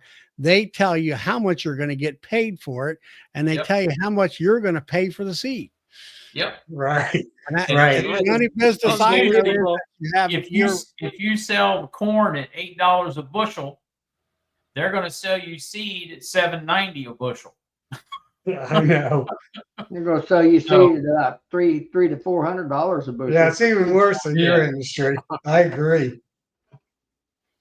so anyway. All right. Well, I think we've hammered this. Just beat that one Hash to that death. out enough. We beat this horse to death. Beat Yeah, this we horse to did. death after Charlie. Well, I'm out of here then. If I can't argue, I don't want to stay. Yeah, and we've been on, so the other thing is too, is I was only supposed to have 2 hours left of free. Well, guess what? Welcome to Bee Chat. Yeah, well, it said I only had 2 hours of free time on live stream. Well, I've been on 3 hours. So I don't know What do where you that mean extra free? hour came from, but the other What do you thing is mean that too is what you only can have so much hours when you're doing the free chat? free. Yes, and to be clear, I have 0 pennies in this adventure here with this live stream stuff. 0 pennies, and that's where it's gonna stay. So yeah, so it's it's the end of you the get month bill anyway. for what? So you get the bill for Can't that get over extra hour. one more arguer on here now, Nancy, at 0 pennies. 6 is your limit, for 0. 10. No, not get- for nothing. I can get 10 of you old guys on here. 9 of you old guys, including me. I'm going to argue with you about that, even from what I've read. You get 6 people Well, on it it. said 6 for okay. nothing. Well, it said when So I how- signed on, it said you got 2 hours left. You give 10 people. I'm like, okay. So how I do don't know. So how do I send you a super chat, Nancy? I don't think Huh? you can. Can I? I don't What's think this? you can. She can't send you. I don't think you can super because she's got the freebie. No, because I'm free. I cannot do that. I can't I'll have you send guys. you something. I'll send you something. Yeah, I'm not putting any money in this is and God forbid, don't send me any money. Like I see No, these little I'll- things pop I'll up send where you you something. give I'll like send you- I said I'd send you something. I didn't say what it would be. no, I know, Jeremy? but I was thinking about this the other day when I see like it's mostly on Bob's channel where people send money, and I thought, oh, I got to tell them don't do that. I mean, I don't even think you can. I'm going to write you a check and mail it to you. Problem- and the send you problem is- $4.99. The problem what most people don't realize is you give a person $20 on a super chat, you don't get all that $20. Yeah. No, you only get part of it. I have no idea. I don't want any money. I don't want to spend any money. I don't want any money. It's just to talk smack Yeah. and to get JW fired up. You start talking about farming, you get me fired up too. 'Cause I will get on my soapbox. Mm. Well, it's just Yeah, so everybody's got their opinions. I heard we were going to use your helicopter to transport queens up, like Mark Miller's queens and some queens from Yeah. down. You're gonna do That's what the local land. rumors are, and it is a rumor, by the way. You can sure about land that, on my Jim? property.